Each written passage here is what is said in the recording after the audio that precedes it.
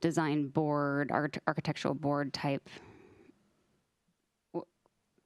I guess that's going to be my big question. I'm not in favor of the design board, Right. but I do want code updates. So Many or most of the what do you things I'm think? suggesting are code Okay. driven and are things that I've actually seen in various ways in codes elsewhere, maybe worded a little differently. So absolutely, a bunch of these are just purely things that we or staff, more appropriately, could look at and say, does that exist in the code, or is it slightly different in the code? You know, how could we implement that into the code? So if there's a code update coming, that seems like an appropriate place for a bunch of these. Well, what Director Thomas suggested to me, because he and I have been talking about it, that we put it as a housing strategy in the neighborhood vitality character category, that we will do a subdivision code update and then get credit for something that was already in the works, but also be able to add all the things that we're interested in. And I want to make sure that everybody else feels the same way, because I heard from other people that design standards were something of interest and something interesting. So I want to know that people's concerns would be alleviated by a code update rather than actually creating a design board. I think that there could be big steps towards alleviating people's concerns. It is hard to legislate good design, if not, you know, so I think we can get a long ways there to do a lot of things, but I don't want to have people have too much expectations out of it, because it's a bit more complicated, I think. I would also like to add that in the city of Redmond, we often talk of our neighboring cities, and in their comp plan, they have a chapter devoted to historic preservation and neighborhood character. Those two things are rolled into one comp plan chapter. So there's thought out there that, you know, those are kind of inseparable, I guess you could say. I think what Mark has put forward is something that Planning Commission can look at and give advice for code to the City Council. I think this looks like the way to go.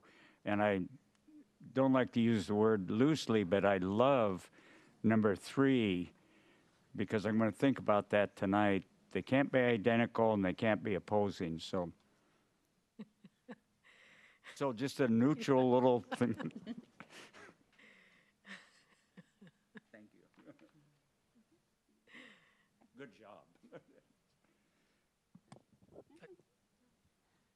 I just agree with what you said, and I agree with what Jeff is proposing about updates like that. I think that's probably the way to go. Okay. Yeah. Yeah, let's go ahead and add it. And if I could just add as clarification, so the exercise with the housing strategy, and go ahead and put that up, I mean, while you're putting that up, is you're not trying to decide amongst this big list. I think the way it would show is these are almost examples under this newest strategy, and all you're trying to decide is this an area that the city should look into more detail? You're not trying to, in this next month, figure out which of these, you know, are there 3 or 5. You're just putting out there this general strategy of the update to the codes, and is it a high priority or a lower priority than some of these others? Right. So just to clarify. Yes, exactly. It'd be something that we worked on in a full new project. And then, as you mentioned, when you start thinking about prioritization, if you know it's on the work plan for the city already, that's a reason to potentially prioritize it. Or when you have your priority, when you have the big list of, you know, if there's 3 for each area that you end up with, we'll probably want to have a conversation with you. Okay, well, now you still got 12. What are the first 3 or 4? And things like that. Well, it's already on the work program, so we should be working on this. Or, you know what, this is linked to a public works project that's going on. So if we don't do it now, we've lost an opportunity. So just keep that in the back of your minds for like a subsequent meeting.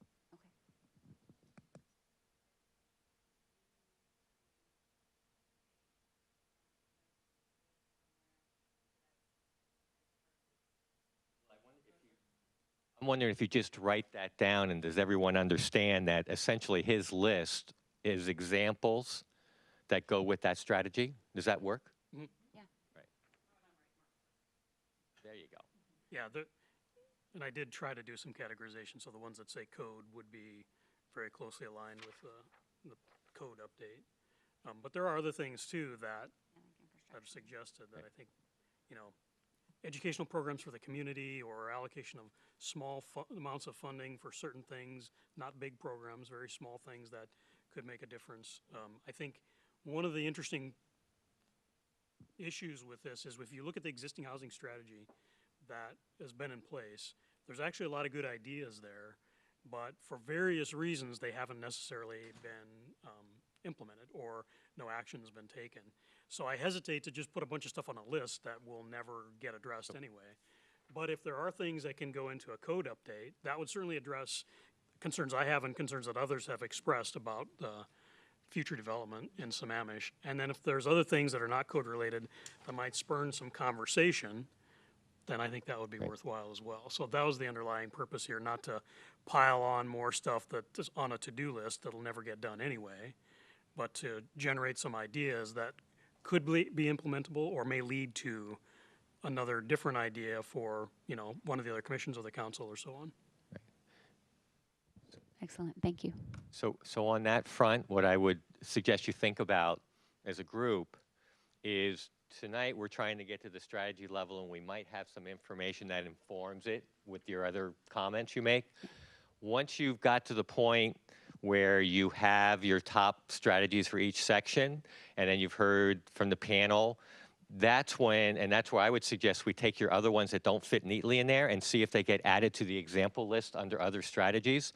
Once you have your top strategies in each areas, you may want to talk about each of those priority strategies and say, amongst that longer list of sub-examples, these are 2 or 3 we really want to highlight to the council. That might be a way that it's not just a big, long list, but it's a list that gets further refined after tonight by the commission before you finalize your work. Tell me about so some of these strategies have no code amendment required and seem to be supported by the comp plan and everything. And even some of them are serving the sections of income levels that we're deficient in. What's the challenge with implementing those? It seems like they're just kind of low-hanging fruit. Is there, what are the challenges? I mean, we can keep talking about that as we go along on different areas, but you're right, a lot of the things in here aren't code. So they may not be in your purview, but they're in the city's purview. So it might be a council action. So if it's funding or if it's to support a certain type of program, well, some of those might land on the Human Services Commission lap someday. You know, some of them might relate to services funding for homelessness, for example. So this is meant to be a game plan for the city as a whole and the full range of things they work on. So as we do with individual areas, you may want to ask that question, well, who would be involved in this one? And in fact, in the full matrix, there are some columns that do talk about, is this like a code thing or is this something else?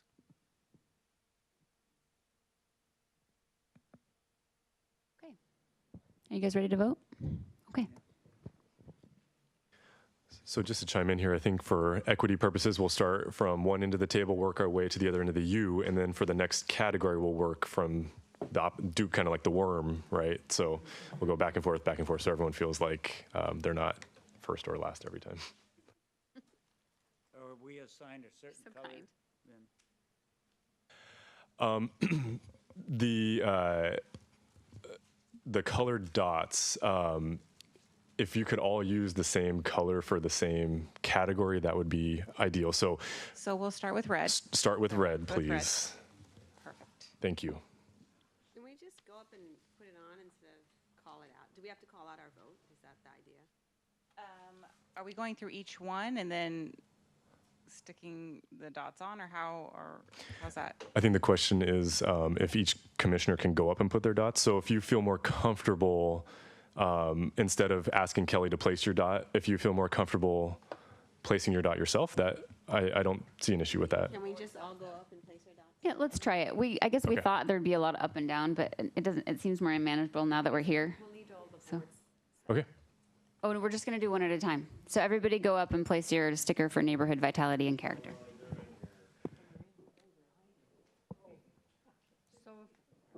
If we still have a change that we would like to make to this particular one, are we allowed to make that? Yes, yes, yes, please. I don't, so that's what the sticky's for. So I'm putting mine on one that I want to talk about. And your post-it note as well.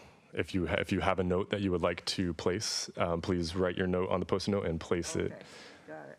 Yes, thank you.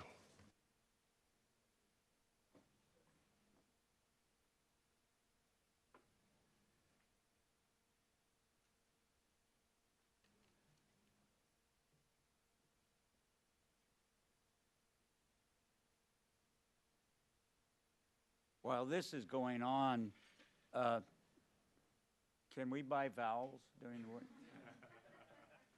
It costs $50 for a vowel.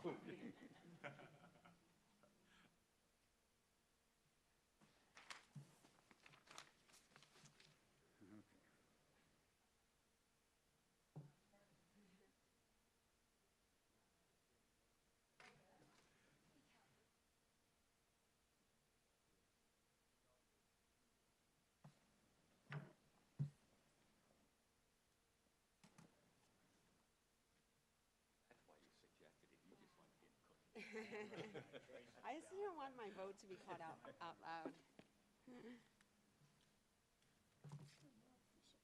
It's more efficient. Yeah.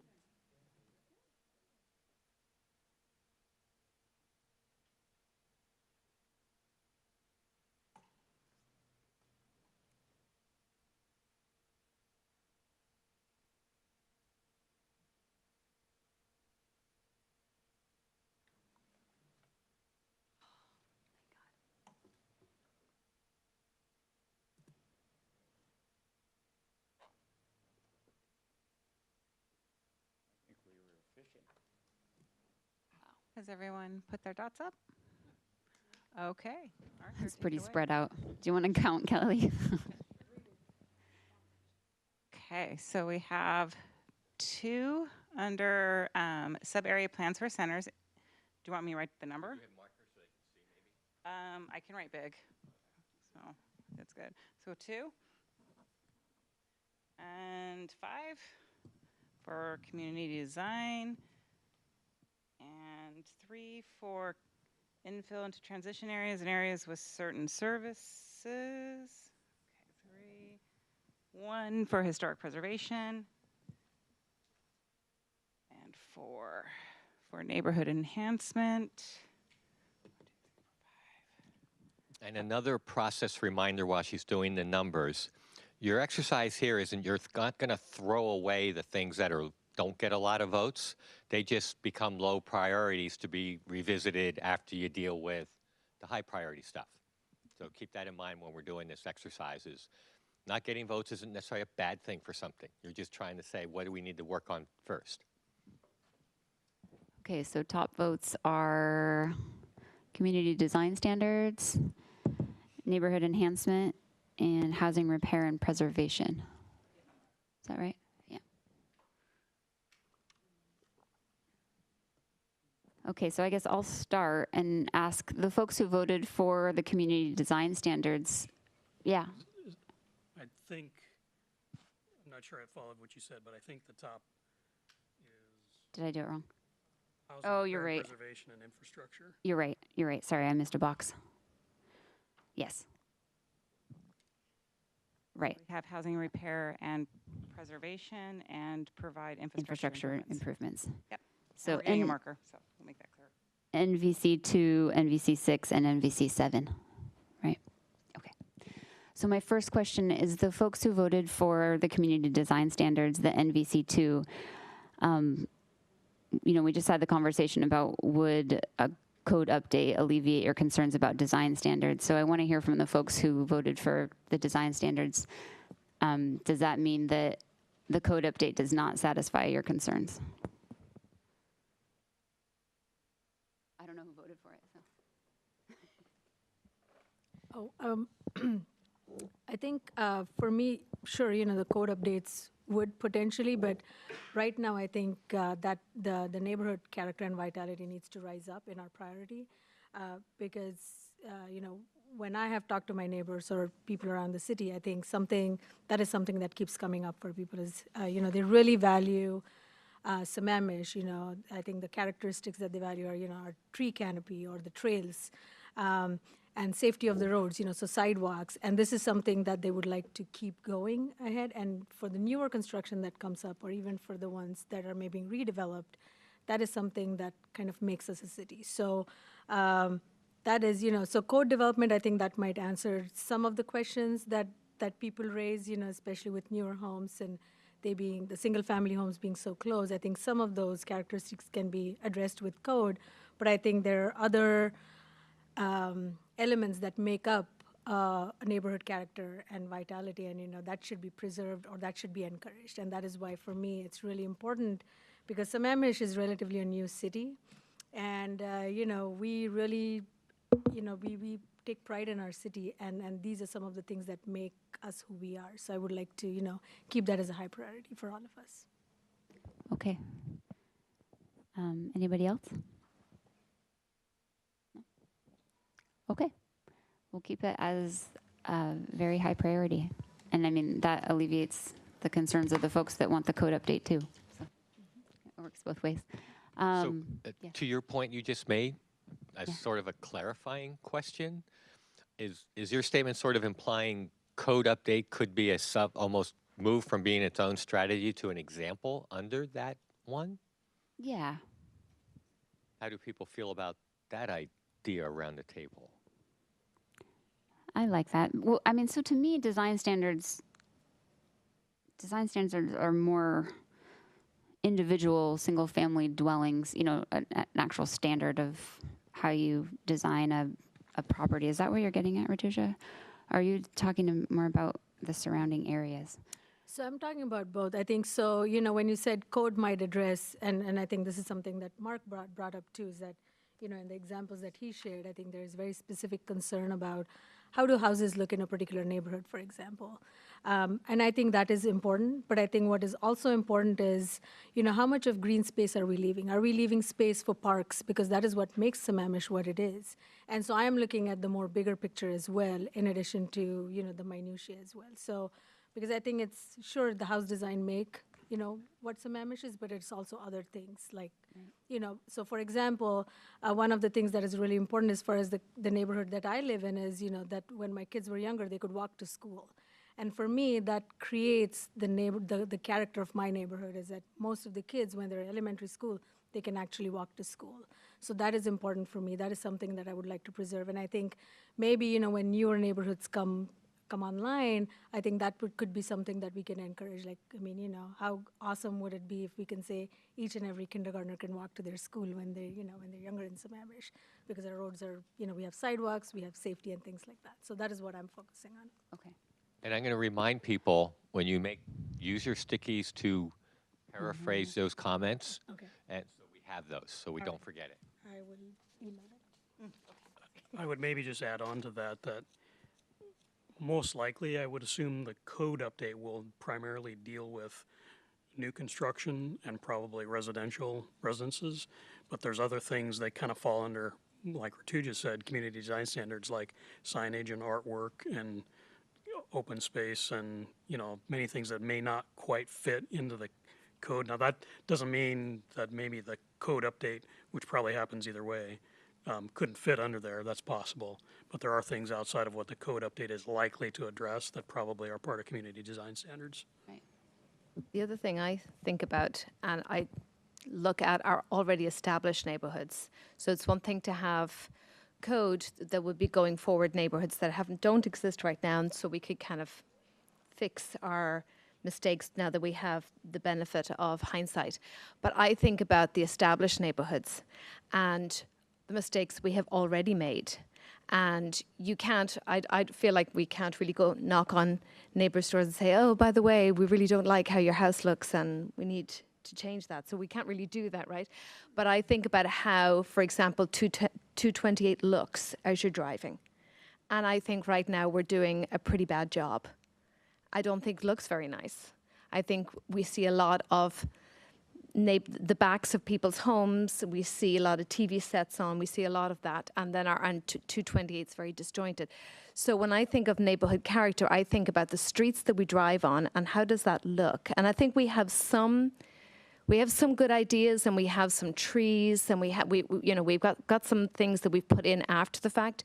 So I'd like to see something about how can we go back after the neighborhood has gone in and that deed is done, but what can we do to kind of reclaim it, to soften it, to make it look, even though, okay, that developer did something and we don't really like it, but he or she did it within the code, so there's nothing we can do about it. But what can we do now to go back and maybe soften some of the harsh looks, and that's, I think, really goes to the overall quality of our city.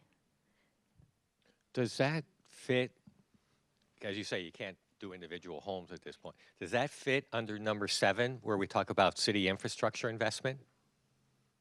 I mean, is that something that should be noted there as well? Yeah, I mean, I think kind of what Rituja was saying about this whole thing of neighborhood character, I think wherever we can bring it into as many categories as possible, because I think from the survey we did online, the virtual town hall, that kind of came through, and from people I talk to all the time, that's a big issue for everybody, and it kind of comes, it raises its head under so many categories. So I think, yeah.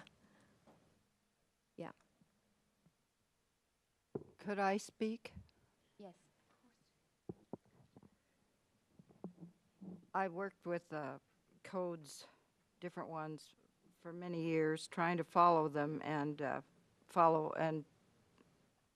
do design, probably like Eric gets involved with.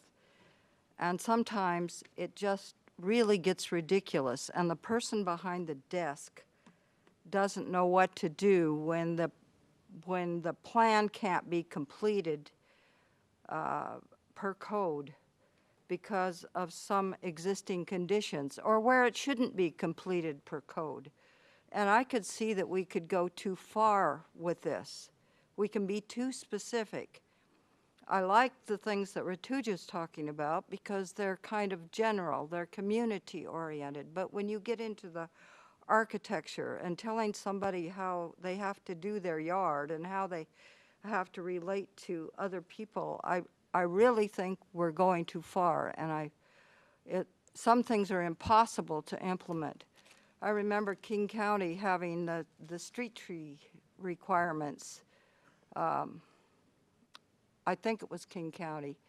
And they had this skinny little strip that was left over finally. It was about 2 feet wide, and they insisted, the person behind the desk probably did, on putting those street trees in, even though from the private properties, huge giant Douglas fir trees were hanging over this little skinny strip.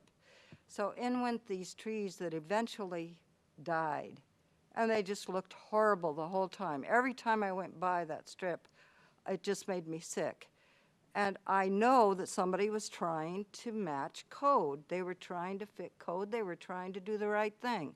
And I think we have to be really careful that we don't over-prescript. So are you raising that as a caution consideration, or are you arguing against the strategy?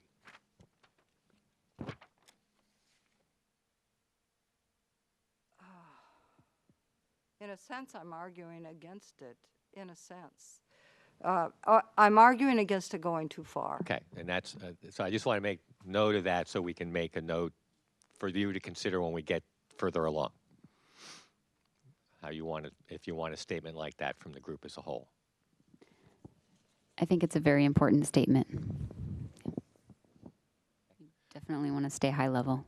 So what I want to, if you don't mind, I'm trying, because we got 4 boards to do. So what we have here is kind of, we got 3 that have 5, we have 1 that has 4, and 2 that have 3.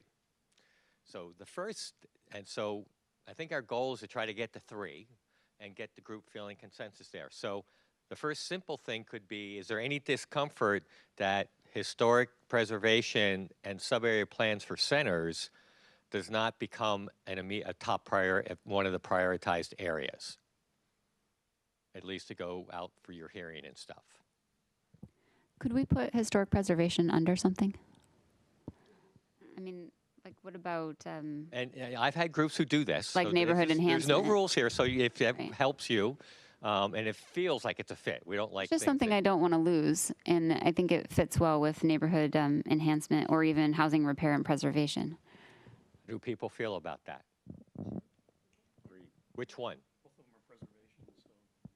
So under preservation, as an example, I like preservation better than okay? enhancement. And we add, so we'll move historic preservation as an example under preservation. Okay? Now, did Well, with I got 5 votes, so that's, that's good. I think preservation is really important. Right. And the preservation that it's worded here is, and it seems to me, and I just wanted to clarify too, is the housing repair and preservation, it seems like that's gonna benefit a lot of lower income folks who, because it's getting resources for repair and rehabilitation to residents through these programs, whereas higher income folks wouldn't apply for that. They wouldn't So, need it. Is that correct? So if you, again, you can interpret and use examples to help interpret. In that case, you're right. The first 2 examples are generally targeted to people of moderate and lower income. But your third example here, which is basically to establish maintenance standards and enforce those, that's across the board. Right. So that would be more universal. If you had historic preservation, that's a different kind of preservation. So, and again, the idea, if you prioritize this, is, let's say it does have all 3 of those examples in the end. The group might say, yeah, we think all 3 of them are worthy of looking at, or you might say, of the 3, if you got to figure out which of those to do first, we really like the first and second ones, but we're doing the whole category. So that's something we can refine more at the next, before we finalize the report, because you will, once you start seeing the examples under the strategies you're prioritizing, you might want to make some more statement about within that category, let's think harder about this one than that one. Okay? I'd like to express, I don't know if I'd put in a comment then on a sticky. Yes. Is that right? Yep. Okay. So just generally, I've seen it in other cities. I've gone to other city meetings about providing that type of support for folks who can't Okay. afford. Right. Then you should think make that note and make sure we have it. Sorry. I just have a quick clarifying question on that. So from the data that we've seen presented, by ARC and other, I think as of today, we have around 2.9% of our population lives under poverty. And I'm wondering what percentage of our citizens will benefit from that? And then secondly, do we have a lot of properties in the city? Because right now we have around 8%, which is multifamily homes. And so I'm really curious, I'm happy to make it like a really high priority, but I'm trying to understand what percentage of our citizens will actually benefit from that. So one of the things that if you remember the matrix, it has other columns. We were just trying to condense it here. Well, I have a response because it was something that I wanted to make a clarifying response to anyway. So I think that the housing repair and preservation is really important, and this is why. I think there are a lot of people that live in Sammamish that have been here for a really long time, say 30 years or plus, right? And I think those folks may or may not have the type of income that would show when, their house may be worth a lot, but they may not have the disposable income that they need to keep their house in good condition. And if they feel like they can't keep their house in good condition, they may feel like they need to leave the city. And we wouldn't want to lose those residents just because they don't feel like they can preserve their homes. So that's why I feel that it's really important. And we heard from a lot of seniors and a lot of folks in Sammamish that they wanted to stay here and that they wanted to keep their homes. They wanted to stay in their community, around their friends, hopefully around their kids. And so that's why I think this one is really important. And I hope that it would reach more than 2.9%. I mean, it's hard to have an idea of how many of those people exist, but I just have this sense that there are a lot of people in our community that are in that situation. I think a lot of single-parent families as well, where you don't have 2 incomes, it would affect those folks. But I also think that it's a good leveraging point because I mean, it's talking about partnering with King County Housing Repair and Rehabilitation Program. I've heard of other cities partnering with them, and that's brings in some support that if we didn't do that, I mean, it's just good leveraging other resources as well in terms of community partnerships and other resources. Yeah, no, I was at a affordable housing, I think King County declared it Affordable Housing Week last week. And so I was at a community gathering in Bellevue.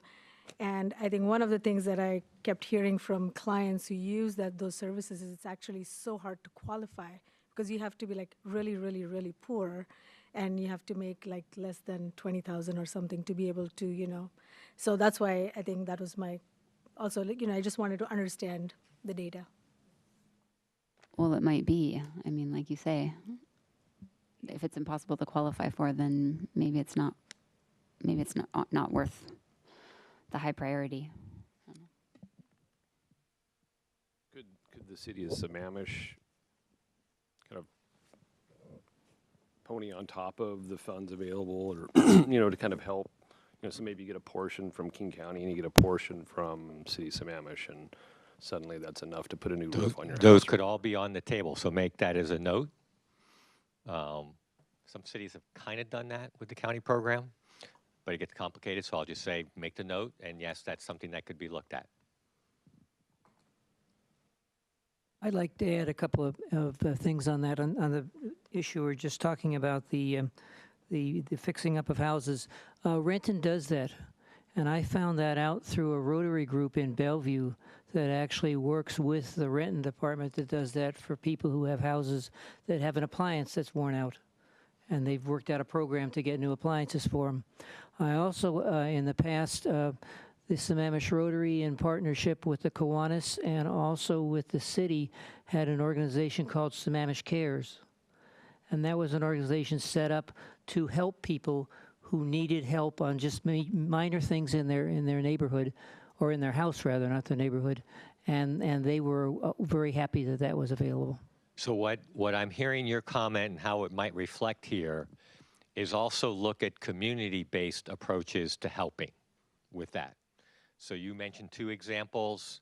There's the other one, no longer called Christmas in April, but I can't remember what they call themselves. So what I'm hearing from your comment and how I would add it up here is to also look at using the community as a whole and not just public resources to deal with this issue. Would that be a fair representation? Why don't you jot those ideas down so we make sure what you said, and that'll cue us to remember to add that as an example here.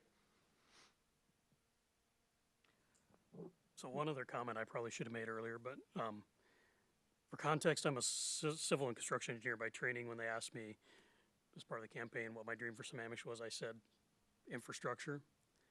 I didn't vote for infrastructure, and the reason why is because infrastructure is highly budget and financial driven, and I don't believe putting it in the housing strategy will accomplish anything at all. It's good to talk about. I even have some of those on my list here, like streetlights and so forth, but it's purely budget driven. So I don't know that we'll have much influence in the housing strategy plan. You may have a comment about that, but that's kind of my perception. So I will put a comment because this comes up in other cities. What the message is that you're using the strategy plan for, if you want, is that you think there is a correlation between those infrastructure improvements and the quality of your housing environment, and you're trying to make that message for that as a consideration when the council is making those budget discussions. So not just think about the road, but also think about how it can impact housing. And you're right, that'll be a council call down the road, but you're sort of using this document to say, hey, don't forget about that angle on this topic.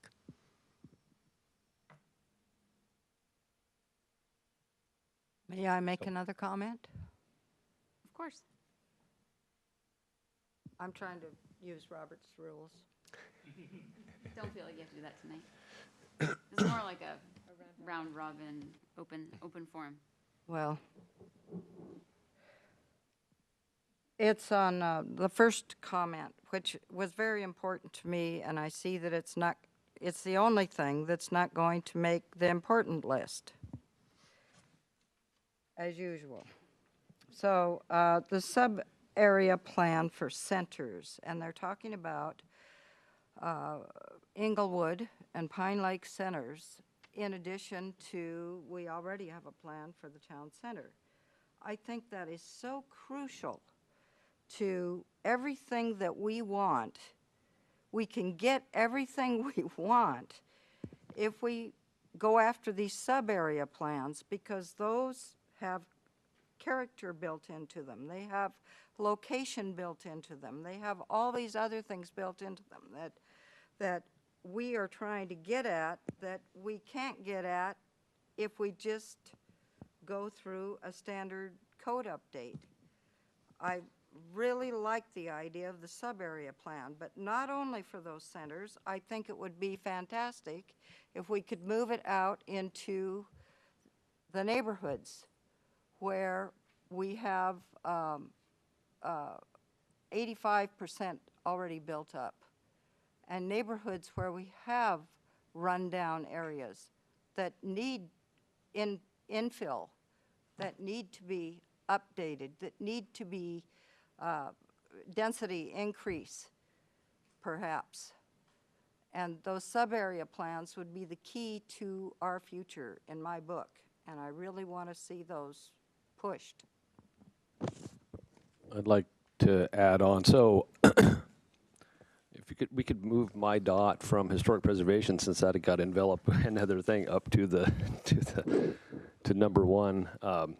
Would make that more popular for Jane. No, but I agree. I think that the sub-area plans are the powerful thing, and I think that what I would suggest is that we look to the future and create sub-area plans for the entire city, and we use that existing neighborhood character that people love about their small area, whether it's this 10-minute thing or however we determine these boundaries of all these sub-areas throughout the entire city.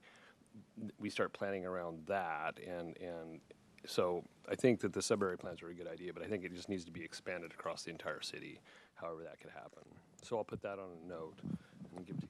That's what I was just going to suggest, so we can capture that. So I'm still, because we got more boards to do. Yeah. Sorry, I'm supposed to have the mic up. So I've got a thought, and because I'm trying to deal with the 5s and the 4s and maybe the 3s, because we got to see if the 3s are worth defending. But given the comment that Commissioner Baum just made, is when I read number 5, neighborhood enhancement, says provide support for individuals and organizations promote neighborhood enhancement and public art, include community participation in neighborhood enhancement programs. I'm wondering if that describes, or maybe with a few more words, because it doesn't have any examples, that's the public infrastructure improvements that relate to housing that you want the council to pay attention to. So that essentially I'm combining, do I make 7 and 5 into a single type of statement, into a single strategy somehow? I would almost say that the infrastructure might fit well with the sub-area planning. I don't know. I mean, they seem to be kind of.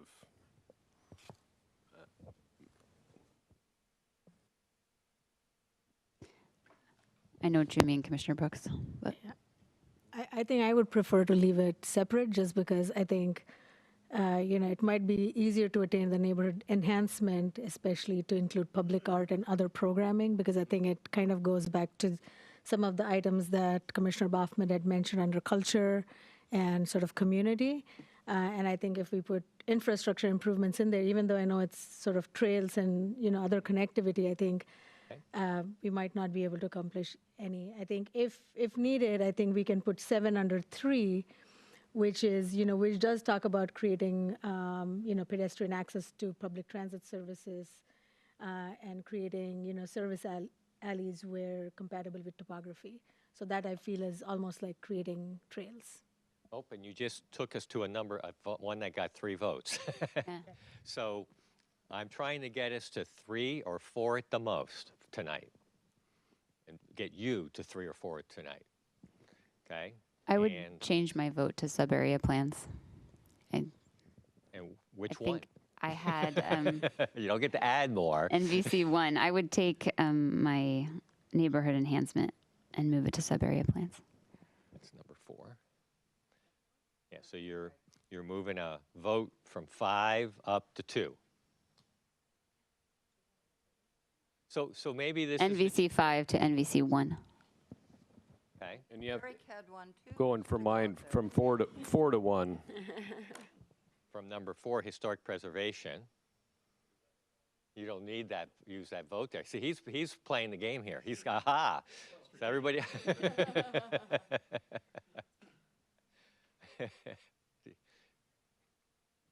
Just wanted to make a question. What are the new counts now? Right, so we're now to 4, and then we lost historic preservation, lost 1, and neighborhood enhancements down to 3. And we might as well just cross out Historic historic preservation, 'cause that preservation got or moved. make an arrow, I guess. We just, yeah. Yep, the next one down is 3. Before I change the numbers, any other vote changes? Oh, we'll keep going. Any? Okay, great.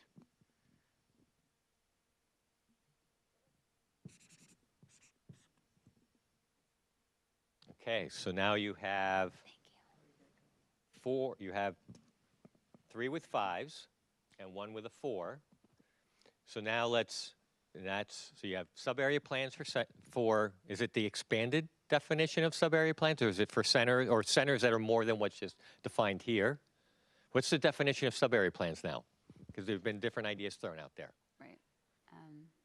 Or is that something to grapple with another night? Okay, we'll grapple with that. We'll give you thoughts on that. Okay. So you got sub-area plans, you got community design standards, neighborhood enhancement. No, I'm sorry, take that away.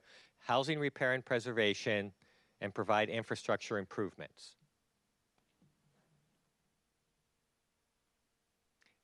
And maybe what happens under, no, I'm sorry. Go ahead. No. If some of the thoughts that are in neighborhood enhancement gets moved, maybe it's the flip of what I said a few minutes ago, and we take some of the neighborhood enhancement language and we add it to the infrastructure to sort of really, is that maybe? I think that would work. That would be fine, yeah. Yeah? Okay. Okay. Well, we're good. I don't know if I think we're going to consensus stage now, so I don't know if we have to worry about, I mean, let's see. Okay, Just so if we maybe do draw an that, arrow. We're now to a point that we have 4 still, but we've at least addressed the neighborhood enhancement. We're going to address that more explicitly in the infrastructure. Okay, now, so those are the 4 you have.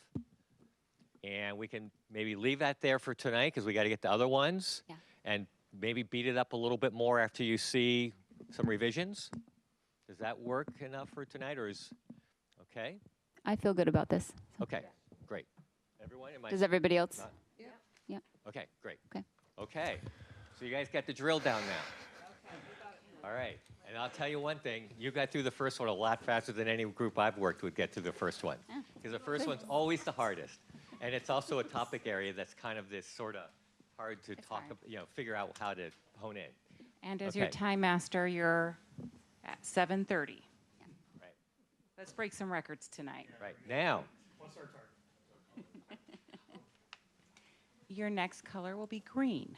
Okay, this one is going to be harder just to see. you so only get 3 votes with a lot of things to choose from. And This is I the know ol- where a lot of groups end up going on this, but let's see what happens. There's enough of you. Let's see if there's patterns, and we'll be there. This is the only category with 2 posters, so Yes, it that's is right. extensive. It's a longer list, so you have 2 to work from. So So before we turn you over to voting, are there any clarifying questions real quick? no. What's Oh, yeah. ADU Oh, wait. What's ADU again? Accessory dwelling unit. So think of a mother-in-law suite. Can be either attached or detached. So, a quick question about, it doesn't have the market that's going to be served here, but it is in our matrix. And can we pinpoint the certain market that we're looking to affect? use your comments. Okay. Yes. But remember, you do have an affordable housing section. But yes, you can clarify if there's a particular income or price point or anything like that that you think why you're voting on something.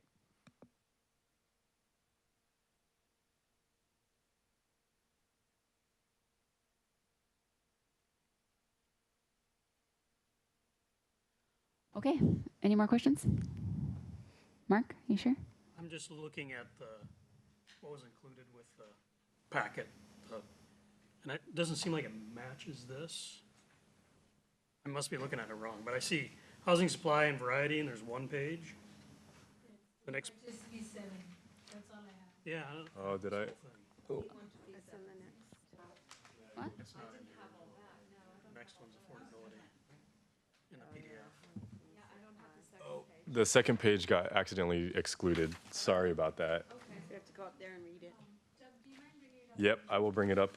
So the second page, give me 1 second.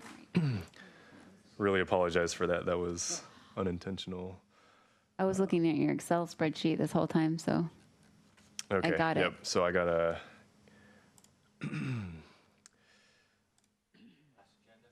Yeah. You can go up and read it. Give. I will read it out Yeah. real quick while he's looking. Flexible subdivision and short plat standards, minimum density requirements. I'll be right back. Certain density based on the zone.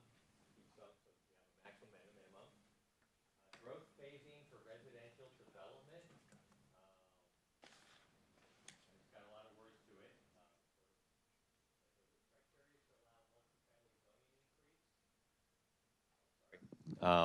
SEPA flexibility, SEPA planned action. Planned actions are where you do it up front as a neighborhood area, so you don't have to do it for each site. Are they up there now? No. Ground floor commercial requirements, off-street parking policies and standards, ADUs, that's the accessory dwelling units, support ownership opportunities, capital investment to support mixed use and mixed income housing, and technical assistance in education. So those are the additional ones. And actually, I don't know, we have ADUs twice. And so I would say 16 is really, I would take 16 off and say, let's focus on number 1 with ADUs. Because this is just one example that would be more of an example. So I'm sorry we missed that. Yeah.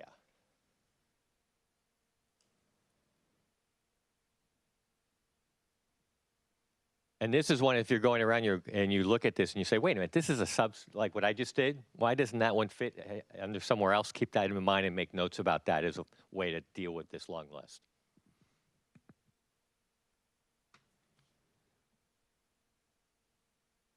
I'm wondering do people feel comfortable with this? Or do you just want to vote on the ones that we had, that we saw? Can we move we maybe can to the vote for- affordable housing till next slide? Maybe we can go to this later. Want to do this last? Yeah, because I would like to review everything before we vote. Yeah, I think that's better. Maybe. I don't think we're going to get anywhere without having reviewed it ahead of time. What does the rest of the commission feel? My top 3 choices were on the first page, so I could do it tonight. Do it, just vote on this page? Yeah, No, but that's what I was saying, but Richard's just thinking maybe not. So I mean, I'd be fine just walking up there and reading these. Yeah. okay.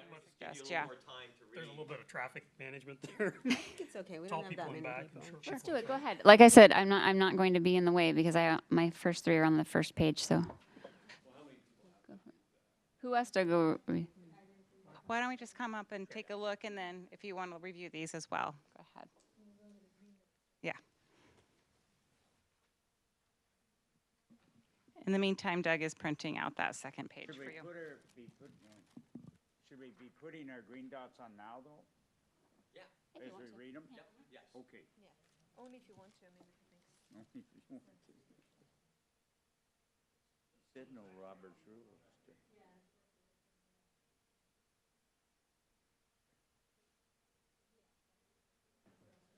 I was looking at the raw file that Doug sent, and so I had all of them.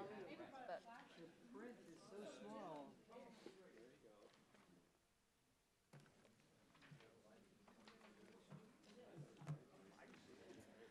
okay, so what we'll do is we'll go through what we've done, and if we feel like we need additional discussion, we can come back to this again at our next meeting, if everyone feels pretty comfortable with that.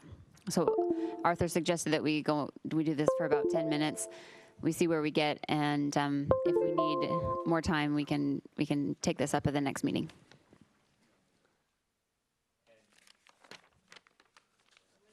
What's this?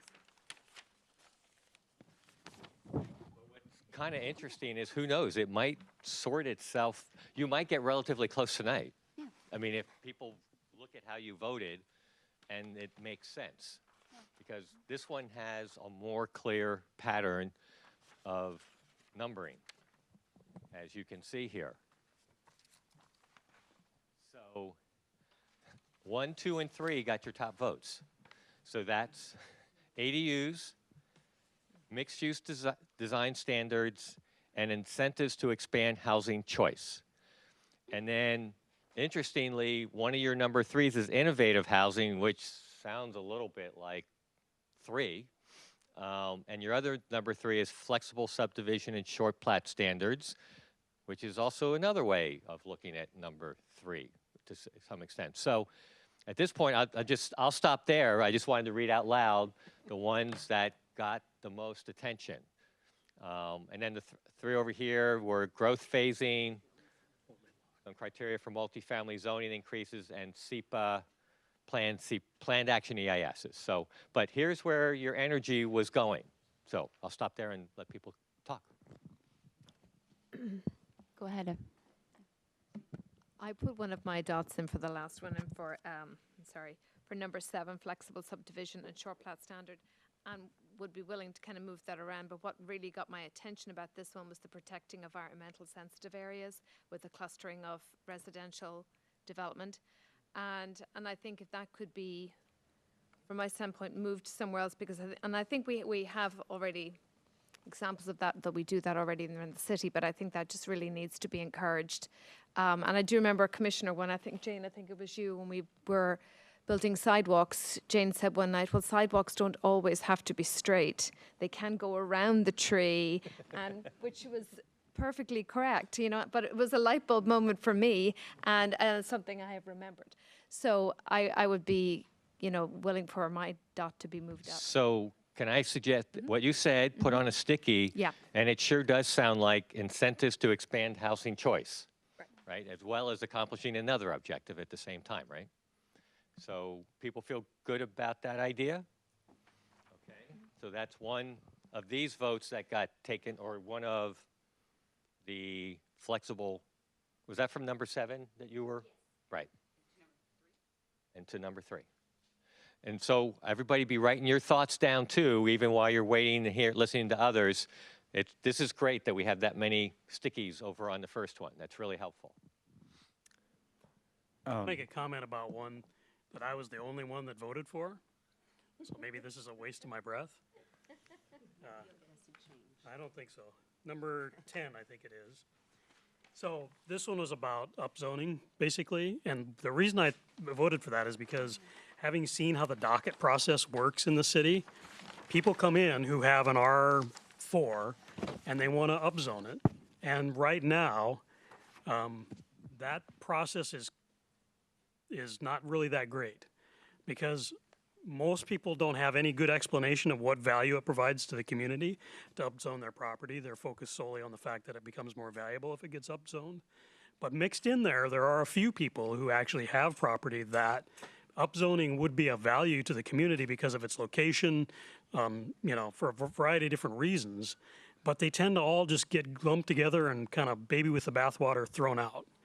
And so it's one of those areas that I really think that the city could improve the docket process by putting some parameters around upzone requests, that when you come in with an upzone request, you have to demonstrate, which is kind of what this says, you have to demonstrate the benefit that it provides to the community, not just your own pocketbook. So I realize that I'm a sole voice on that one right now, but even if it doesn't become part of the housing strategy, I would advocate for something like that to improve the opportunities for the city to guide development into areas where it's appropriate, rather than just saying no to everybody, because there's no rules, so it seems unfair if you choose one and say no to the others, and the political process just doesn't work that way. So Was that HSV 10? that's number 10, and I want to, this is where I get, hopefully you don't mind, I take the latitude of being in a lot of these conversations, and I'm hearing things I've heard elsewhere that relate to what you're saying, and I'm going to throw it out there, and then if your idea sticks, then the question becomes, can we figure out a way to deal with it? And what I heard in another city is growth. We've never managed to stop the growth. we need to make sure the growth is doing what we need it to do, that housing units by themselves as a count isn't the solution. It's the kind of housing that we create. And we want to be more intentional in our public actions to get the range and type of housing we want. And that was another city where the advisory group stuck to that concept throughout. And what you said sort of brings some of that same flavor. And I don't know if it does, but that's an idea that I've heard in another city that's a little more mature that says, oh, we wish we'd done that 3 growth spurts before. So. Having been through 2 docket processes already, I have to agree wholeheartedly with the statement. And I had voted for development near transit.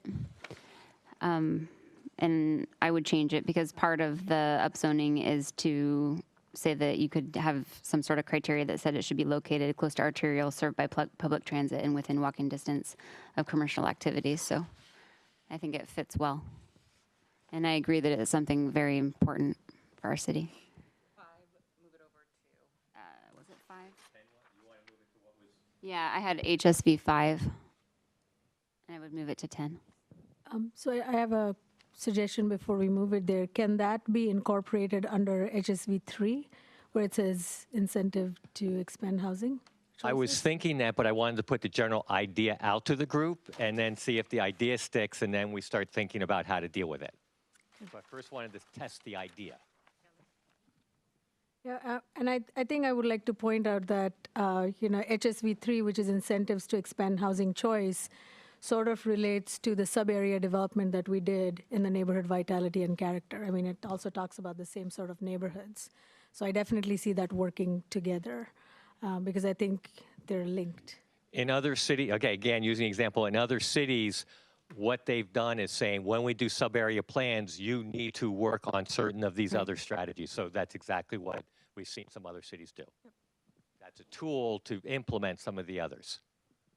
I agree with what Mark put up there. I didn't read that piece because we didn't have it. And I would like to change one of my votes, and I'm not sure which one, over to that. I think we should never, ever give away our zoning. I think it's all we have for control, and we need to, in a way, sell our zoning to get something back. And I really want to emphasize that. That was very important to me. And I don't know which dot I put down over there. Near the bottom, I put something down about innovative housing, I think, that I could move. And you want to move that over to 10? Over to that one that I didn't read, yeah, the one right there.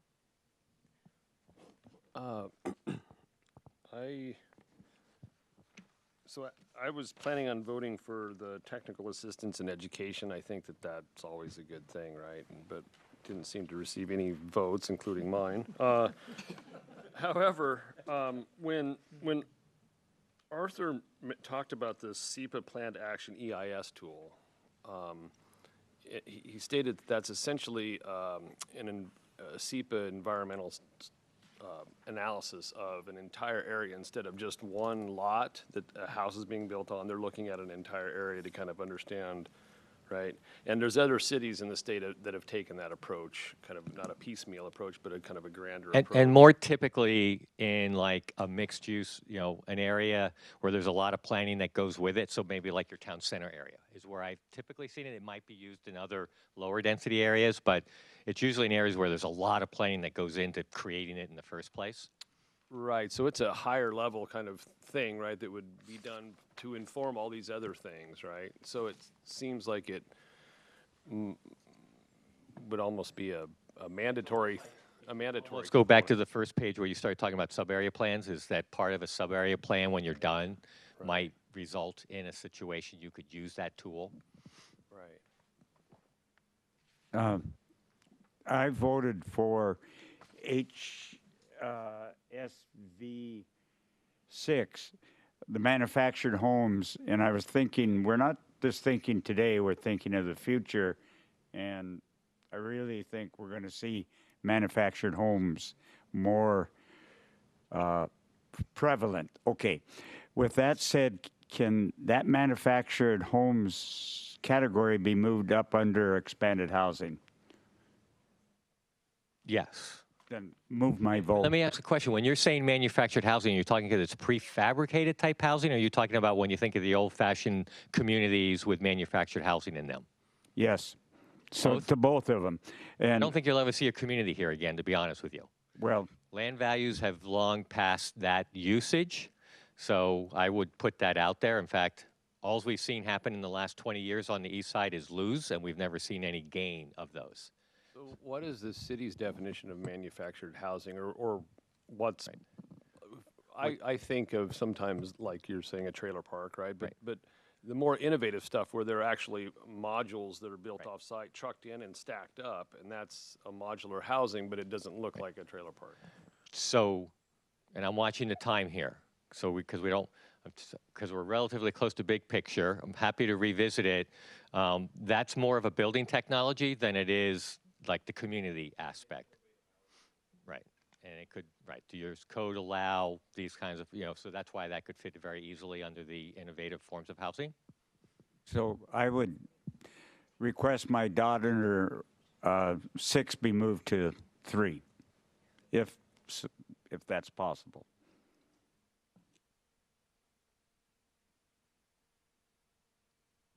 So what we're getting is some real clarity here with incentives for expanded choice and ADUs. Now we have this mixed-use design standards, and we now got coming up on the backstretch this thing about criteria for multifamily zoning increases, which is now at 3. That's pretty good for tonight. Is that pretty good for tonight? Yeah, I mean, if you take Okay. my EIS one and put it to that there, if that's going to be taken care of. Which move to the one above, the one on the which to where? To This- the one that Mark suggested. Okay. Okay. All right. Is that good for tonight? Yeah. Okay. And this is where this is a really good topic for your panel to give you a little more input, because what we'll be doing is whatever we come up with tonight, we'll share with them, and then they're going to give you their opinions. Okay. That's the intent. Okay. Good. Great.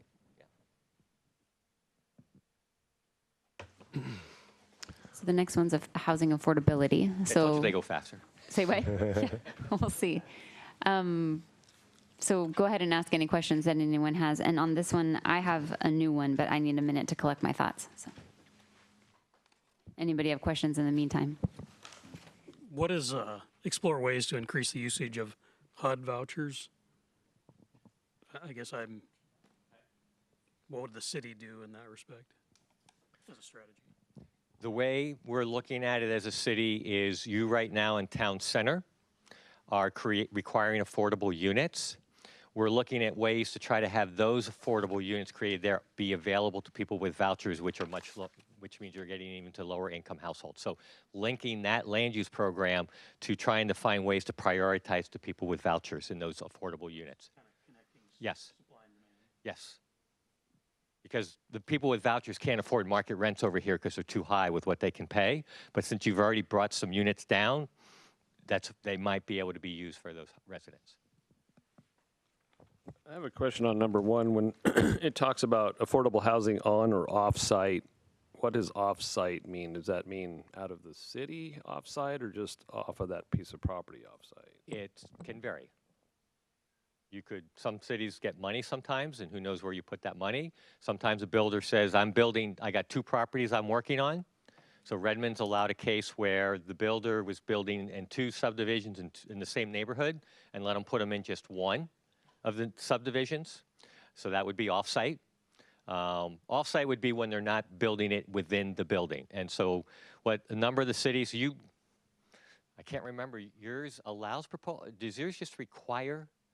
Town center? Yeah. Town center has both an incentive and an inclusionary provision. No, I know, but do they have to build the units, or can they propose alternative compliance? There's alternative compliance. You're So correct. the way your town center works is it says, this is what you build if you build it on the property.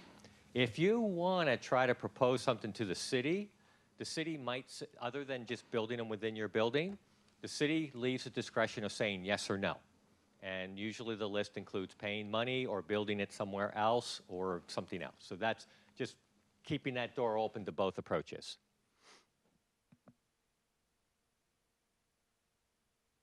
I guess my question or concern has a lot to do with, and generally the kids in schools are are coming in from a certain area, and to try to maintain some income diversity in the schools. I think that it's important to kind of keep some diversity of housing throughout, for sure. Yep. And that can be, make that note that in implementing that should be an intent. And most cities usually do develop some criteria like that in terms of evaluating anything that's not on site. So I wanted to add a new strategy, and I wanted it to be that it would be an extension of the town center requirement, that we would extend the 10% of all housing developments, or I'm saying this wrong, but that, I don't know, you help me. Be a requirement citywide that all housing Yeah, developments extend would the require requirement citywide 10%. that So developments are required, isn't it? They're required to, that 10% of their units have to be So- affordable. So I'm going to propose that is similar to 1. It's different. But the reason why 1 is worded the way it is that the quick interpretation of state law is to say if you want to do something like that, you need to give some density for it. And most cities link that to a rezone. That's why it's in town center. You did a rezone and it got linked to it. If you really wanted to test the legal waters, Redmond does have it in most neighborhoods. They do give bonuses in every neighborhood in order to achieve it. So that's one you could make the note, why not everywhere instead of just in rezone cases? Okay. But it's a sort of legal, there's a very tricky legal I don't want to get into environment. any of that. Kind of similar to number 3. What I'm most interested in getting at is dispersing affordable housing throughout our city. And so Which is similar to number 3, right? So, well, number 1 is very specifically the concept that we're describing here. And the wording we're using here is the safest approach to it is whenever you're doing a rezone or something that, and actually, we've sometimes, anything that changes development capacity. It's not always has to be a rezone. So some cities won't change the zoning, but all of a sudden they'll change the height in that zone. That's a development capacity increase. So whether or not you want to clarify this statement here or add an example, we want to maximize these types of situations around the whole city and not something like just that. in the center. I'll write a post-it note to that. And actually, I was going to vote for HA1 also, so that makes sense. All right? Yeah, so we'll do a sticky here. I have a clarifying question. So one of the things that I heard at the Affordable Housing Week that we had is, many developers will pay the penalty instead of take the housing. What do we have in the town code center as far as? So that's where I'm saying we are different than Seattle in all the cities in East King County except one part of Bellevue. In part of Bellevue and in Seattle, the city sets an amount and the builder gets to choose money or provide. In the other cities, Redmond, Kirkland, Issaquah, the provisions are you build it. If you want to try to convince us you're going to give us something better, we'll listen, but it's not the builder's call, it's the city's call. So they can just pay a penalty and get away with it. Okay. Yeah. And it's called an in lieu fee, not a penalty. So just to get the nomenclature straight. I wanted to ask, there's a few things in here which are direct cash assistance, or basically they're funded by the city. I'm curious how much of that we do now and how much of it is how practical are those strategies? Because we struggle with our budget. Right. And those kind of situations do require some degree of staff arbitration of who gets approved and who doesn't, so it takes staff time. I'm just trying to get a sense of whether those are very realistic versus other things or not. So that's one of the reasons ARCH was created by cities.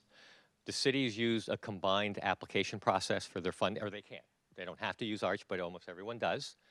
And so what that does is between all the cities, we now create a collective pool of several $1 million a year. Some cities give 10,000, some give $500,000 to $1 million.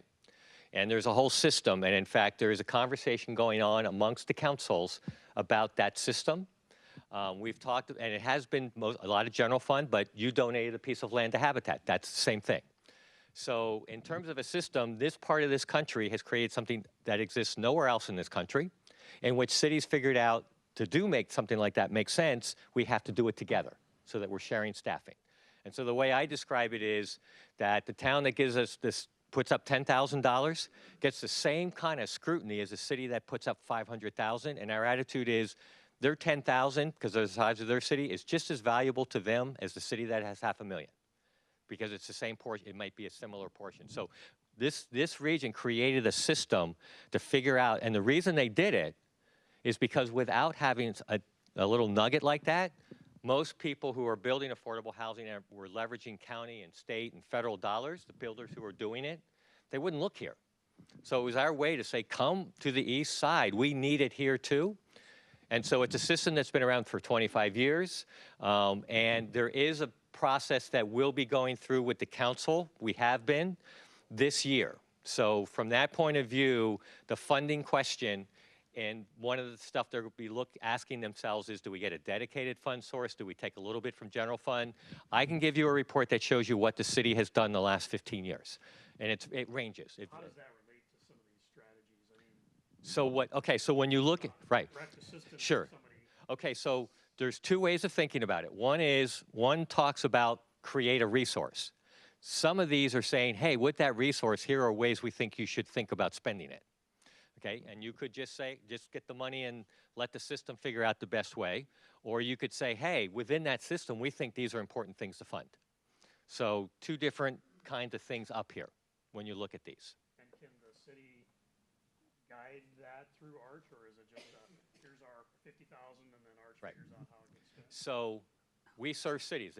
If a city ever felt like the project's coming back to them for funding, and the other thing that's very unique about Arch is by doing this, Woodinville got a project with 100 units in it that got $1 million. Well, they would have taken 20 years to save up that much money. The cities spend their money between each other.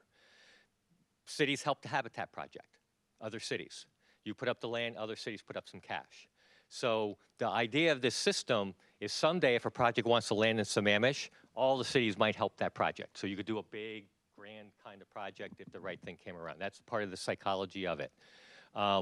If a city doesn't like how it's working, they don't use the system. We're a service organization, so we have to keep these people happy. So we'll listen, and all the other groups are doing the similar kind of list, and the things that are we basically try to fund lots of things through the trust fund. We don't focus on only one, but we do try to make sure we are hitting the things people bring up. I did notice, sorry, Larry. I did notice when I was looking at the results from the virtual town hall on housing that any kind of measures for very low income or lower income levels, people under 25,000 a year, that type of income level, there seemed to be very little interest in the city in providing anything of that nature. So whether we like that concept or not, but it just, that was just taking the pulse of people around here, that's not a high priority for people who live here. Right. Is that type of housing. If you want to go along with that perspective and put that out there, then I just was putting that out there as a reminder to all of us that citizens in general, what was an almost 500 respondents, that's not a priority of our citizens. So what we would, so to take your question, if throughout this you said, we don't want to go below 50% of median. We want to stop at 40,000. We don't want to go below 40. Okay? Now, some people in the growth, we've identified 30,000, so that's about 30,000 a year. So if you're saying, well, we don't want to go below 20, if you want to put that out there, then if we looked at projects that were landing here, we would be guiding people to say, in Sammamish, this is the income level they're looking for. And we're not going to make them do that in other cities because the other cities do want the lower levels. But if you wanted that as a guidance, so for example, Bellevue for a number of years said, we don't want to fund new construction. We only want to fund preservation. So we worked our system to only fund preservation with Bellevue dollars. Some of them were in other cities. I can't remember if it was only in their town. We want to do preservation for right now. So okay, fine, that's what you want. that's our job, is to try to work that.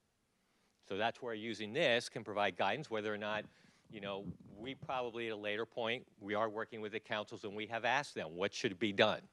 And right now we try to do both a range of incomes, and we also try to do a range of types, seniors and families and homeless and people with special needs. So that's what we do right now. But that's not our call. It's a collective call, and individual cities can make their own calls on their resources. I was looking, in the essence of time, I try to be brief, but HA 18, support the preservation of existing affordable housing. Could that also include future affordable housing? And at the same time, is there a place that that could be moved to? So this is an example of how to spend money. And we have been consciously doing preservation for 25 years, okay? So that is an area that's been recognized. That's an area, it's come up in every other city. Look at preservation as well as, don't just think about new. So this is an example of how to spend money. I would suggest don't worry about moving it right now. Let's see how your voting goes, and then we'll see whether or not, you know, maybe what happens is if you have funding, you move the things that you think are the best things to fund it for together or something. But let's just see how your voting goes right now. Vote with orange. So These little dots? Yeah.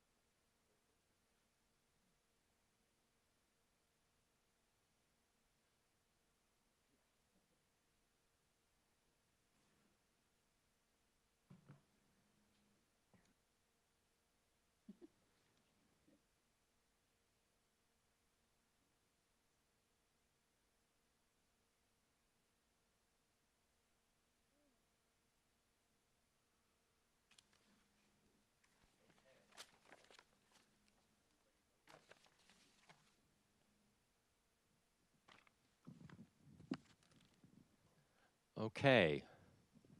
So, clear top 2, dispersed affordable housing through zoning and sub-area planning to ensure that affordable housing is dispersed. Criteria for rezones requiring affordable housing, which was pretty similar to the previous board.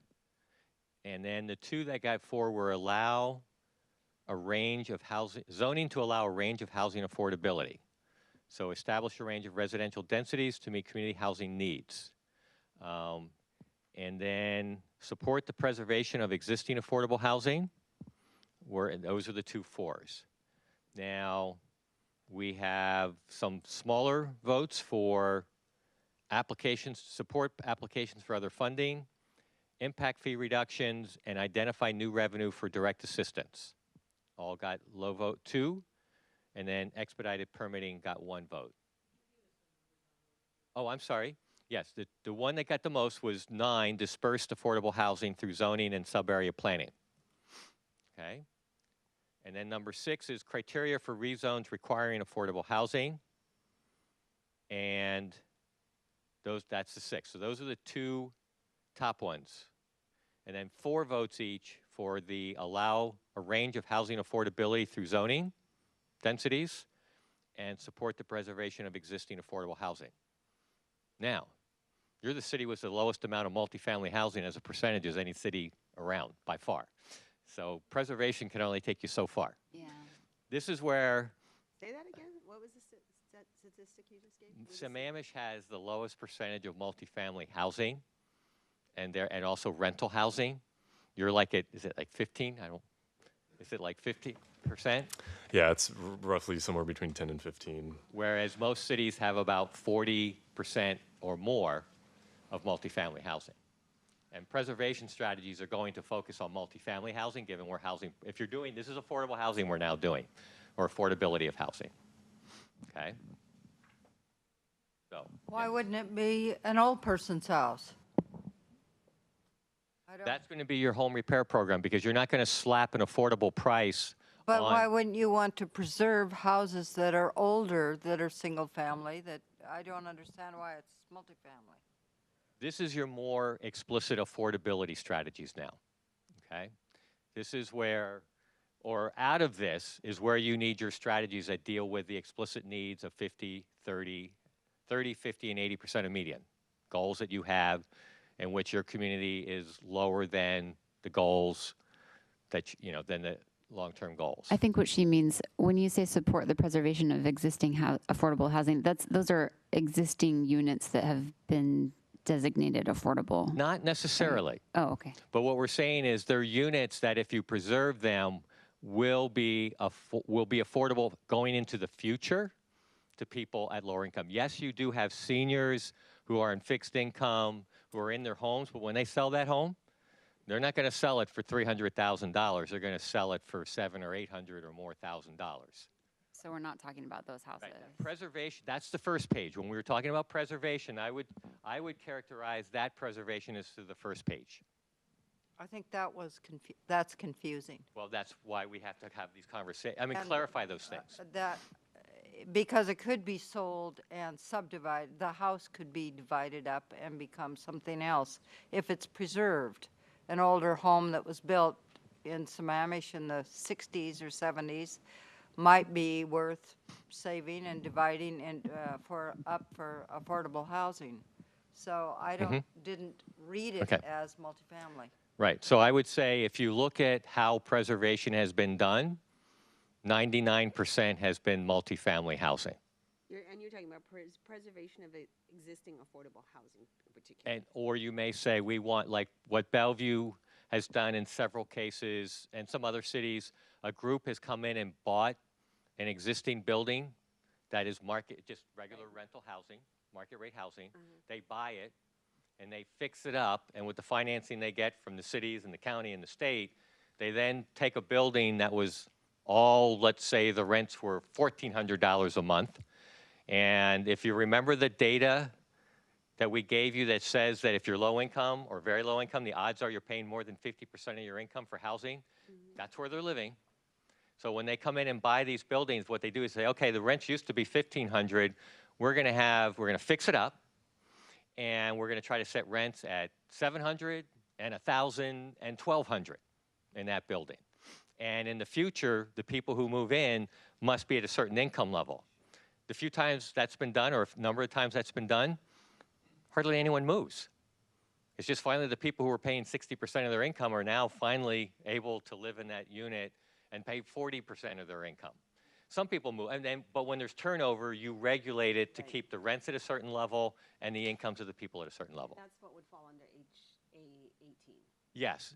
Now, your city doesn't. Other cities have had some federally assisted housing, privately owned, that builders can get rid of the federal assistance and convert to market rate.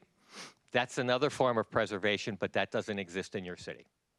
There are no privately owned, federally assisted properties in your town. And we have pretty much taken care of all of those in the last 20 years. So those are the two kinds of preservation of affordability. Yours would be the first, though. That wasn't clear, so I'm going to have to move my dot. Okay. Well, that happens with this process. We have a lot of stuff we're throwing at you, so. I guess I have a question on that. Are there actual buildings here that could happen? It doesn't seem like there's that many multifamily houses that someone would buy and get funding for, public funding, so they could lower the rents. There just doesn't seem like there's that many apartment buildings. That was your point is on. That's why I was saying, yeah, you've got a low, but you might have, if you have one, if there is one that's out there, is it worth trying to do? Okay. Where do you want to move it? I just wanted, I'll wait till I hear what people say. Oh, okay. I think I'm one of the two people who voted for HA9, which is application for other funders. Yeah, Mark, yes. But I think you already explained, what was going on. It's, my intention in sort of voting for that was, I don't know if individuals might be interested in or maybe different nonprofits might be able to, get together and invest in a property or invest in a home. And especially, when we start looking at, home housing for people with special needs or senior housing, I think that is my intention, in saying maybe let's get other funders involved as well. Right. So, right, to distinguish between the two, one is application to other funders, and the other is identify revenue sources locally. One is which you're saying, we control some kind of resource that we want to put into affordable housing. That's the second one. The first one is saying, we're going to help those people who are going to other fund sources, okay? And that's where we want to focus our energy. What the other fund sources do is they look, are you putting money in it? I mean, we have a system, and when we fund something, we use the fact that we funded something to go to the other funders and say, we put our money in, we need it. You got to support the projects that we're supporting too. But so they're both important steps, or at least that's how it's played out in the last 20 years here, is the county has never funded something that we haven't funded at the local level. So would that be organizations like Imagine Housing and things like that? Yeah. Imagine Housing, the Housing Authority, DASH, HopeLink. Some of you are working on the Human Services Commission. So you've got HopeLink, Friends of Youth, groups like that you're looking at. A number of them have gotten involved with homeless, especially housing, especially for the homeless. And we have spent about 20% of our resources for housing explicitly for homeless. And it's usually one of those agencies is involved. Catholic Community Services, I don't know who else you have applications from. Attain Housing, who's the side domestic violence called now? LifeWire. Those are different groups that if you look at our trust fund list, you will see that over the years at different times they've been supported. Speaking to 18, I think I share the viewpoint of maybe some of the confusion that others have in that I've noticed that oftentimes a piece of property is acquired and developed, and that the existing house that was there, which if it were put on a lot of equal size of the other ones, the subdivision, would more closely be an affordable house, and they're being removed. And so can we track kind of the loss, not only the gain of housing, but the loss of housing in these different areas? And that's kind of what I'm, speaking, like you said, there's not a lot of multifamily things to worry about, but there are some old houses that could be fixer-uppers and could be and affordable housing. I'll just be blunt with you. I don't think when you're talking about affordability in East King County, you're any longer talking about single family, no matter what its age. That the house you just described, the house behind me was a dump. It was literally an old pool house that they converted into a house when they subdivided the main house had a big enough lot. They subdivided it, and they had the pool house, which they kind of turned into a house, and had an old barn falling apart, and I wanted to try to buy it so I could control what was built behind my house. I wanted to build a house with an ADU and make a small house and do all that. And I got beat out because that house 3 years ago sold for $450,000 and was immediately torn down. So even if they had preserved it, that house would have been sold for well over $500,000. There's not a single family house probably in this town, even what you're describing, that when it was done would be less than $500,000. And so that's where I'm not saying these aren't good strategies, and I don't disagree with what you're saying. They go more into the housing diversity and character categories in my mind than the explicit affordability category. So we spent the first hour and a half talking about that stuff. And those ideas that you're expressing, what I would suggest you do is go back and look at the first two sheets and say, I want that idea might fit in some, because in my mind they do. So I would suggest maybe looking at it that way between the meetings as well. So I'm not trying to dismiss the idea. I'm trying to say, where should it reflect itself? Speaking of dismiss, let's look at extending, I move we extend the meeting adjournment time until 9:05. Second, Okay, second, let's start with that. second. There's a motion to extend the meeting to, a motion and a second to extend the meeting to 9:05. All those in favor say aye. Aye. Aye. Anyone opposed say no? Okay. And I wanted to help a little bit on number 18, HA 18. I think it's a catch-22 because on one hand we say there's not housing affordability existing in Sammamish, but then we're going to move in that direction. That's what we're talking about. So to me, I'd like to see it stay. Okay. Okay, all right. Any final vote changes? I will change my dot from 18 to 9.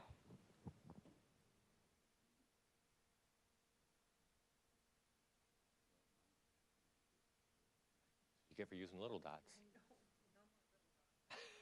9. Okay.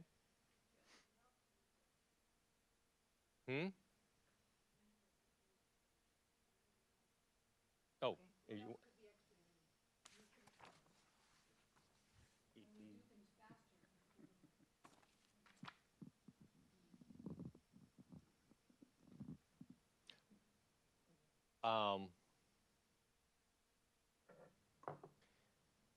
what I'm, HA 4. yes. Yeah. And you'd be putting it to one that doesn't have any others. And it's funny because we gave you a similar list as we gave to Kirkland, and it's interesting because we took your old list. And this is a list that has stuff that makes things less expensive, but not necessarily affordable. And that's where you gravitated to. And you didn't put a lot of energy into the things that are more directly, explicitly for needed people at levels that are having a challenge with their housing. And you know what? The last city I worked with had a similar list because we worked from their old list too, did exactly the same thing. And we had a follow-up conversation with them about that to say, are you comfortable that all of this feels like land use stuff, which will get you a little bit of the way there, but doesn't really get to the more significant needs? And is that something you need to explicitly talk about? And so what I'll put out there tonight is that question. And if you agree with the question, let's have the panel. You'll hear, hopefully, I think one of our panels includes nonprofit and people like that. So you'll hear their story of what they do and how they do stuff. I think that's a good question. I was thinking, the reason I voted that was because I thought that would be the faster way, but you're saying that the bottom other strategies are more immediate. And No, I'm not saying they're more immediate. They take Direct. care of the hardest to take care of needs. That we haven't found that land use alone gets down to that 50 and 40 and 30% level. But you also heard someone brought up appropriately in the survey, how far down do you really want to go? But I would argue some of these, you know, your zoning under the town center gets you to 70%, no, 80. 80. So that's a pretty high level, okay? 80% of what? 80% of median, Oh, which is okay. the highest level Yeah, of the highest level of the levels of affordability needs that are identified in your comprehensive plan. So part of our job is to implement your policies of your comprehensive plan. So why I push, not just because this is what I do for a living, I'm trying to defend your overall effort, is what are we doing to help the full range of affordability? And so that's why I posed the question to the group. And I don't think we can answer it tonight. I just want to say, is that a good question to talk more about? I think I'm pretty comfortable with the way I voted, because I think one of the challenges that we have in Sammamish right now is people who are, you know, who don't fall into the housing affordability. I think they can't afford to live here. I think that is what I hear. You know, this weekend I was around the neighborhood talking to people, and I think that is what I'm hearing. So yes, I know we're not doing, you know, direct assistance or, you know, any those kind of direct actions which might help with affordability right now. And in that way, I feel good that we'll be revisiting this, in the next 3 years, because I think we have to be able to see that, how can we actually make it happen, and maybe these are little steps that we can take right now. We know how to, you've been doing it for 20 years through Arch. It just hasn't landed in you did Habitat, so you have done it. So anyway, I'm putting the question out to your group, and you decide how you want to handle that. It makes me want to change a couple. Like I think it should be a more balanced approach then. Mm-hmm. Yeah, and I'm not arguing it has to be one or the other. I'm just saying right now it feels a little heavy in one direction versus the other. Let's come back to it, and maybe we can come back to the ones that received the 2s, and we can kind of talk about those a little bit more. Okay. All right. Yeah. We don't have time tonight, and we won't get through the last 2 if we. And I think this is where I think having the panel might help you understand this a little better. It's and you nice can to talk about have. it some more, because it was the exact same. When I asked the other group, they go, "Well, we didn't know how that worked, and the council's already been funding it, so we assumed it's taken care of." Yeah, I didn't really think of it that way either. And that's how they put it. They said it's not that it's not important, but we also didn't understand it. We don't ever deal with it. And so we spent a whole meeting. They did a special meeting where I gave them the whole 101 on how funding works. And then they went back and they redid it. So I'm not saying you need to go through that exercise, but I'm letting you know where you went is not that dissimilar to what I see other groups, given your backgrounds and the experiences you have. Okay? All right. So why don't we move on to the last one then? Yeah. And add more stickies one. too if you. Oh, there's 5. Oh, The 2 remaining categories are housing for people with special needs and then regional collaboration. okay. I forgot about regional collaboration. Let's go blue. I don't need a. Blue is housing for people with special needs. Right. Any clarifying questions? Wait, let's do the drill. Any clarifying questions? Okay, do the drill.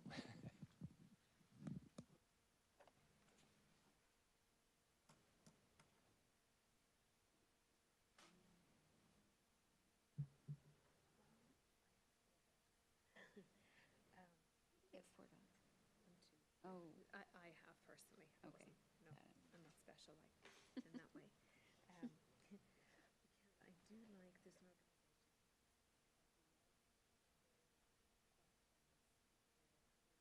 It's like a regular home. Special needs at all. So that's kind of something I'd like. Living in Sammamish, so then.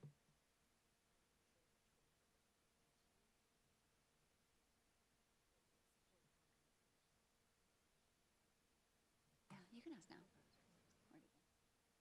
Arthur, I want to ask a question. Arthur, I have a question for you. When it comes to special needs housing, because I'm interested in that organization Leo that do that kind of housing.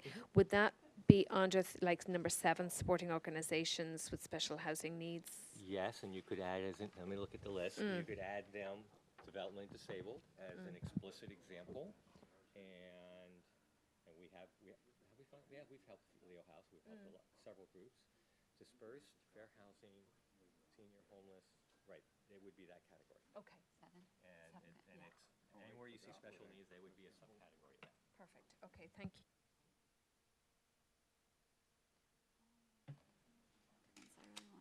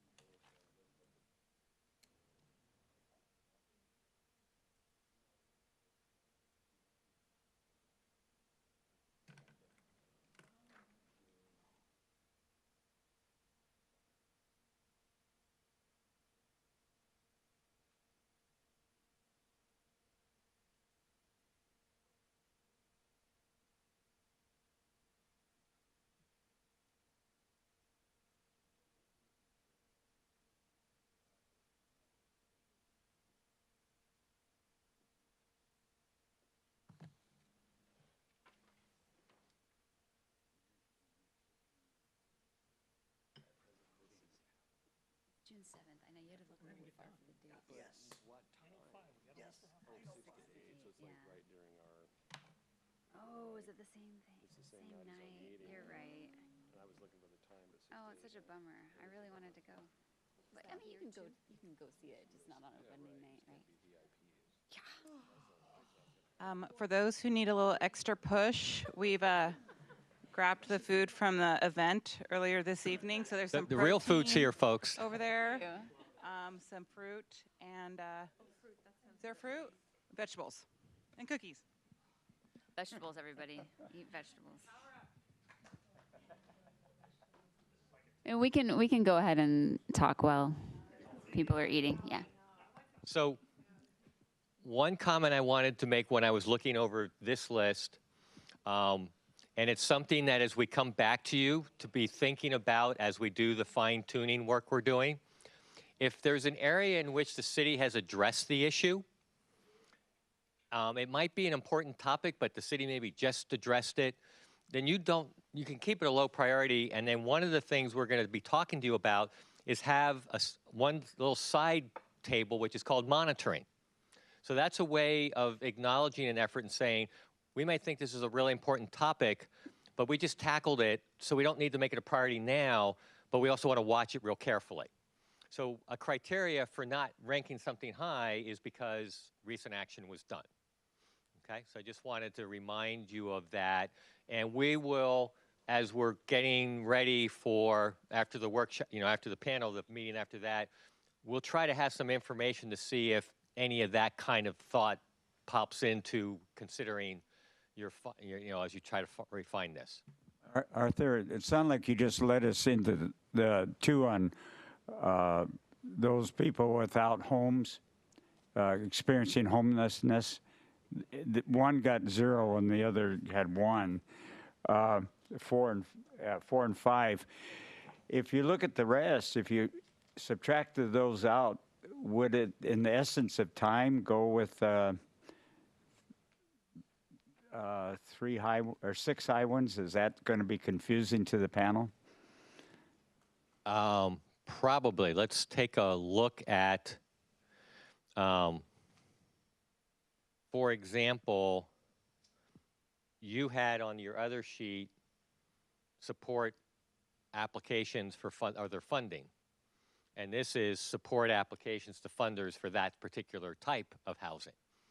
That has a lot of similarity to one that didn't get a lot of votes, but in the relative scale, you might look at that as sort of a subset of that discussion that we're going to follow up with. Your 5s are Fair Housing Act consistency, senior housing, accessibility, encourage universal design features, support organizations serving those with special housing needs, and the 2 4s were dispersed special needs housing and applications to funders. So, like I said, this 4 might work as a subset under the affordability. Dispersed, I'm not sure. So, I'm not sure how to react. What thoughts do people have about their voting and stuff? Let's maybe give a couple minutes for that and see if any strong thoughts emerge, especially human service commissioners. You're the ones who've been reading all these applications of agencies that are serving people with special needs. So is there any insights you can give the full group here while you're here?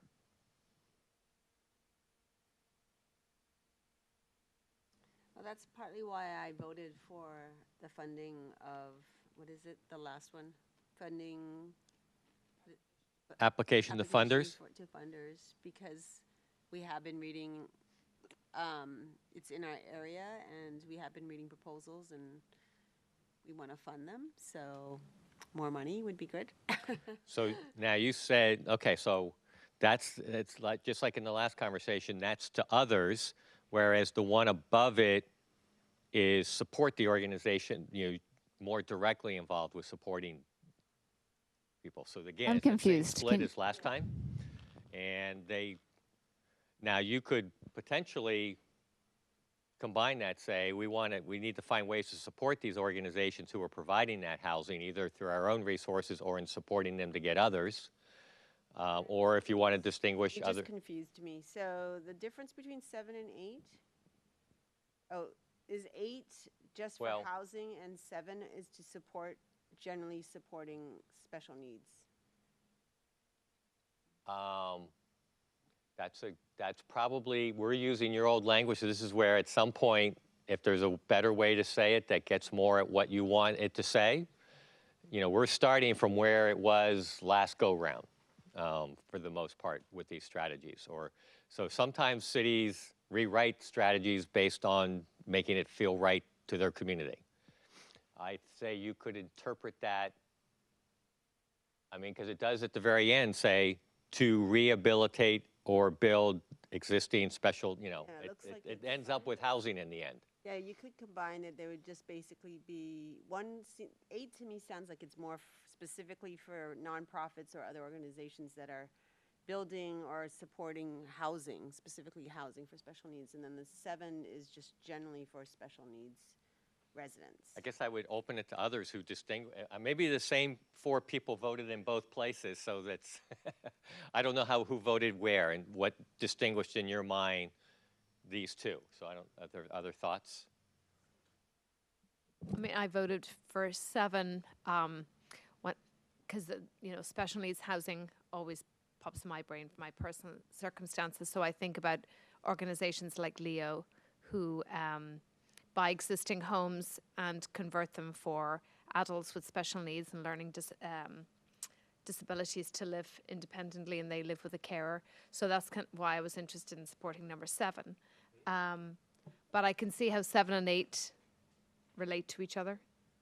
And I'd certainly be interested in funding going to organizations who did things like that. So this is where stickies could really help us. Because we Yeah. can take your thoughts and maybe play around with the language here. Sorry, I'm supposed to. We could play around with the language to see if there's a way to combine these into a statement that works, generic, that works. Because I think 4 people could read both of these, and some would, for the exact same reason, vote for each of them. I thought that 7 was more broad. In other words, it could be creating housing, but it could also be creating the possibility that people could stay in their, situation. And this is broader too, in the sense that, look at the 3rd example. Have the community be more accepting, because when we've supported some of these developments, there's been some concerns in communities about that form of housing. So this actually included, support was not just monetary, it was other ways to think of supporting. I don't know if that's what you're pointing out, but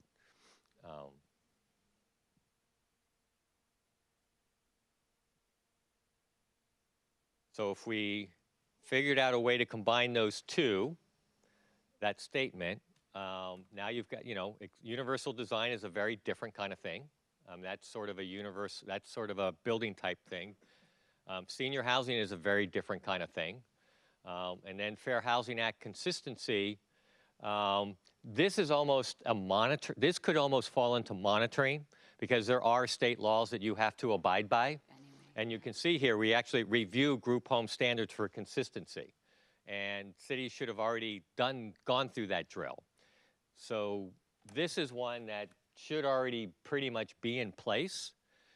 But we could treat this, remember I said at the beginning, of a watch kind of thing versus more of a needs to take a lot of energy over a period of time and stuff. So that might be a way to approach this board.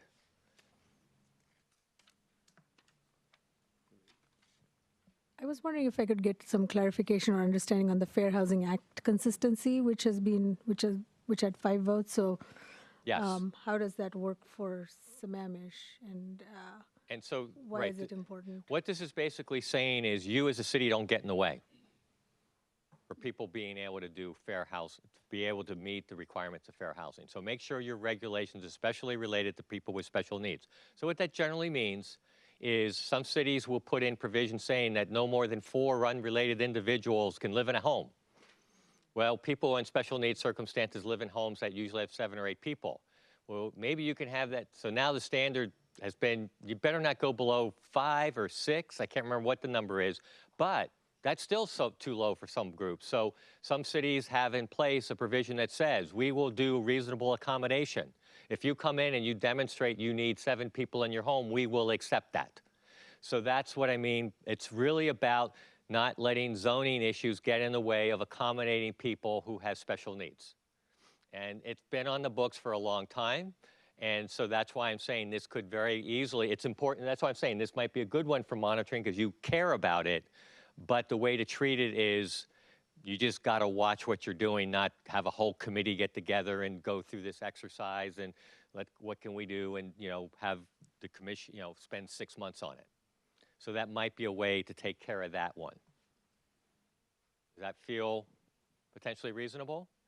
Okay, so then that gets us 3 main ones. And you could take your dispersed special needs housing and you could make that, write that into what you play around with here.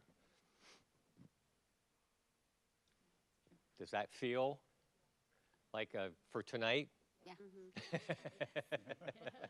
I've never been in a group that's gotten through all their lists in one night. Okay, we're doing it. No problem. I thought I'd give you a little challenge to keep you going.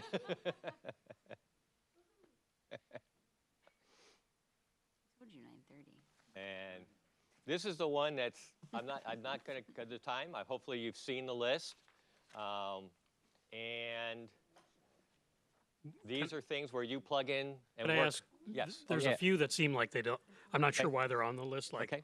housing strategy plan, isn't that what we're working on? Why is that a Yes. strategy So on don't vote for it. this list? Yeah, there's a couple of them like that that don't seem like Okay, they- so the housing, someone's pointing out that 13, well, we're kind of doing that.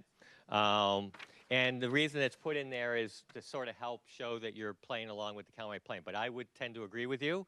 That might be a low, and if you want, we can even take it off the list probably. And what about infrastructure improvements? How does that, the way it's written anyway, Which one is that? 12. The way it's written is very neighborhood focused, not regional collaboration. I would tend Yeah. to agree with you. I'm not quite sure why 12 is there. Let's strike that out. Right. Yeah, No, it's okay. It's the we're the last one. We're the last one. the one right below it. In fact, right. In fact, like 11 would be one of those things that should move to when we go back and talk about housing affordability.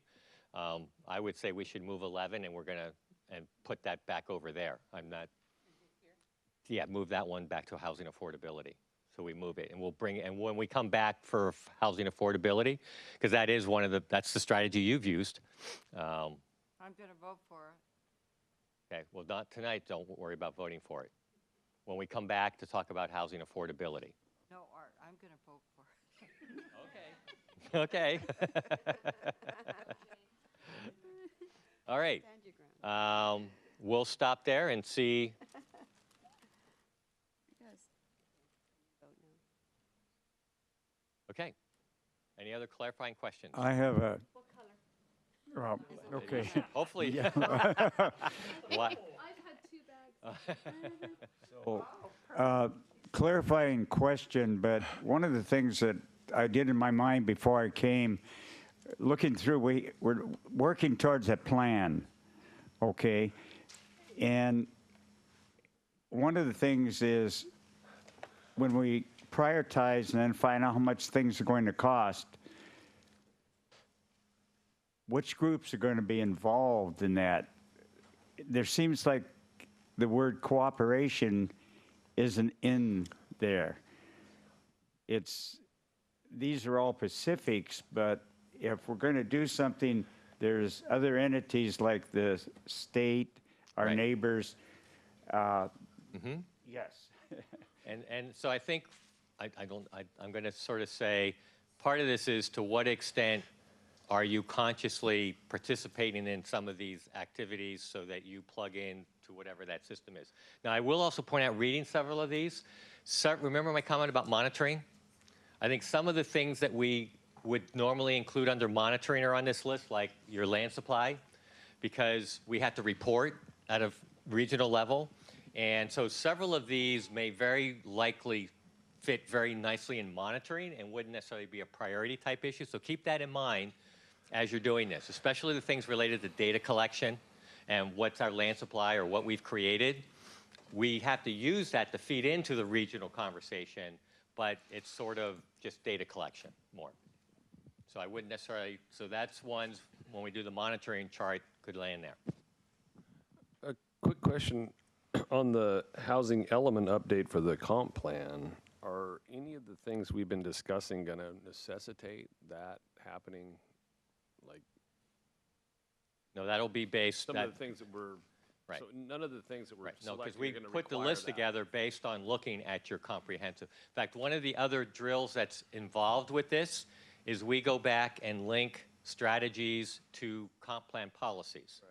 So that you can see how they match up and stuff. But this doesn't trigger a new housing element. This is you taking the housing element and trying to implement the policies within it. Right. And you will need to do an update, but that's done under a schedule dictated under the Growth Management Act. And state legislation tells you when to do that. Can I ask a question? Mark has this. Before we vote, I move that we extend the meeting to 9:25. Oh, gosh. Can you just say 9:30? Follow Larry's lead. There's a motion and a second to extend the meeting to 9:25. All those in favor say aye. Aye. Anyone opposed say no. And the meeting has been extended to 9:25. I have a question on the housing, on RC 13. The housing strategy plan, is that what we're working on right now? Yeah, or that's is where that we, a separate yeah, we took that off, that's the one that we Oh, is crossed that the out. one you said? Oh, Yes. okay, you just crossed that out. Okay, good. Okay. Ready to vote? Okay.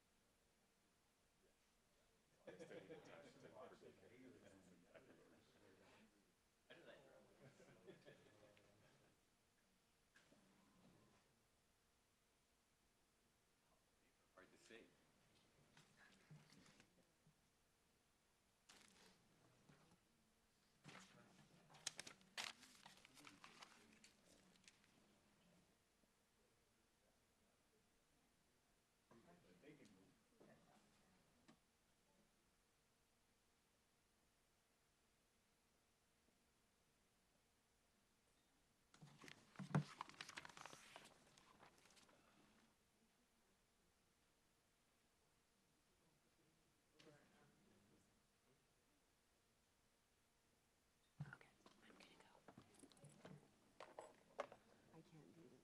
I have to get to bed. I had a long day today. I voted. Right, you got everything accomplished you need to accomplish Yes. anyways. Thank you. Thank you for your input. That's good. Thank you. Nice to meet you, Jody. Take care. Have a good night.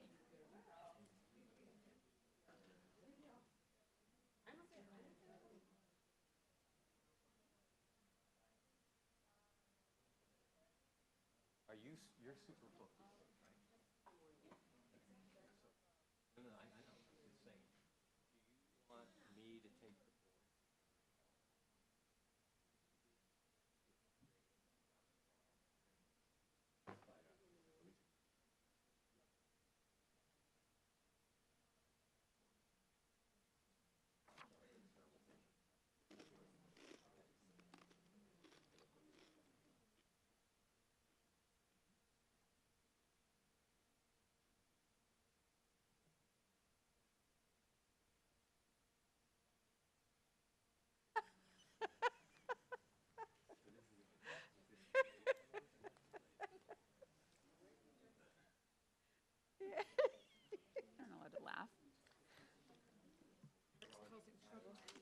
Yeah.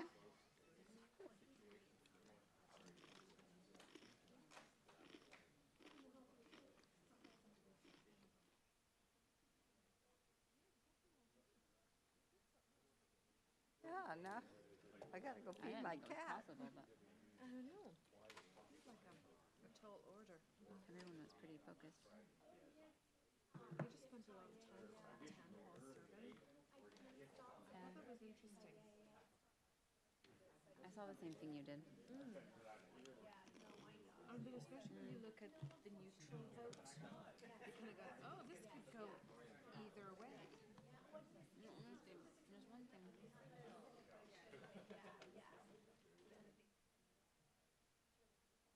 It's like there's a question before the question you talked about. And it was like, if you work as an Yeah. Yeah. and that people are supportive of that. Anything less than that? No. It was like a total flip too. Yes. Yeah, Right? It was like one question after the other, right? Oh, yeah. You remember what I'm saying? Yeah. Oh, yeah, absolutely. Which I'm completely Do you want to in support of. Well, I could go around and just tell people about this now. Oh, yeah. Are you going to go to that? No, I- I'll be gone.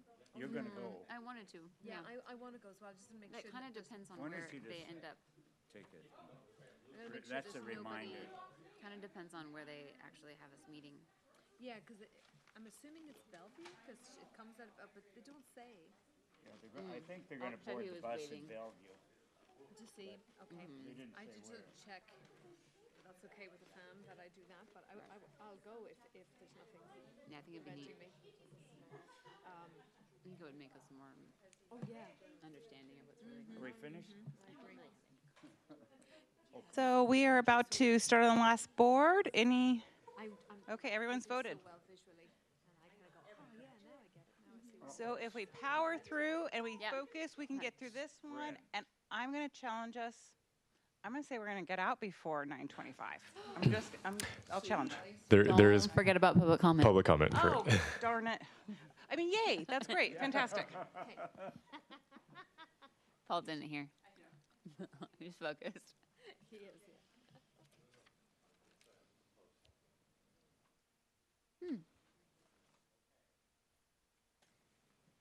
Okay, so pretty spread out. Yeah. The top vote getter was the Arts Trust Fund. So that's sort of looking at participating in that regional system, which you have been. So that's your top. And we got 4 of them with. I'm not. They figured this is the only way you're going to get out of here by 9:30, right? I'm going to keep you here all night.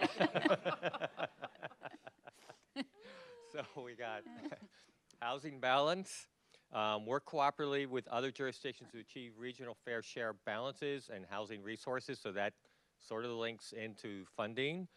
Federal and state housing legislation, review and as appropriate, provide comment on higher levels of government legislation that could help create impacts on housing. Monitor innovative housing development. So review effectiveness of housing regulations, especially related to innovative townhomes and the different kinds of housing. So this could become a monitoring item, right? Because you've already got on another one, you want to create more diversity. So that one might fall into that monitoring category. And then your other 4 is public land survey. So that's inventorying your land kind of thing. And so that's another 4.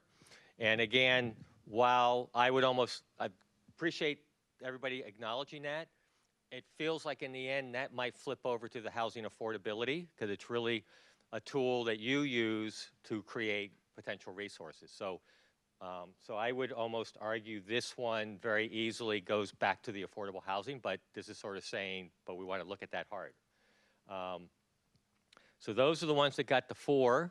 Then you have support coordinating regional approach to homelessness. And then you have regional housing financing strategies or 3s. And at some level, there's a whole heck of a lot of interplay between those 2 going on right now at the regional level. There's 2 regional groups, one on affordable housing and one on homelessness. And the overlap, me going to all the meetings, is they're very intertwined, okay? So one thought is that which was the one I said, it even has the word monitor. So this one might go, and we should use that one because it shows. This one might land nicely in monitoring because it's already showing up on the very first page, and it does have the word monitor. So that might be one way to look at this strategy. So that's number 8. Does that make sense to people? Yeah. Okay. Then the other thought is to look at sort of participating or looking at and participating, whatever, work with other jurisdictions on funding and homelessness strategies. Because they're it's hard to just pull one away from the other. They always keep tripping over each other. So that would be a way to combine 2 together. Now, I don't know if that would change people's voting and stuff. And what were the other 4s? Land survey, and that might go over to housing or affordability. So, and even the trust fund might go, I don't know where you want that to land in the end. That very easily could land under affordability. And in most cities, that does land in their strategy under funding, because your funding that trust fund is supported by the cities. So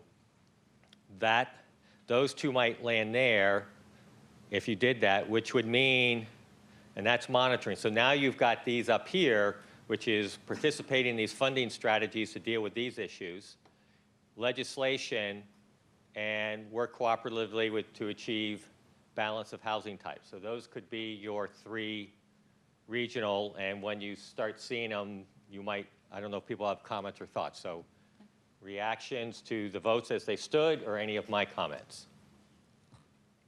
That seems doable for me. Yeah. Okay. All right. So I'm going to put AH here. But do people have some comments about these different ideas and their votes and why, so that we have that to help us moving forward?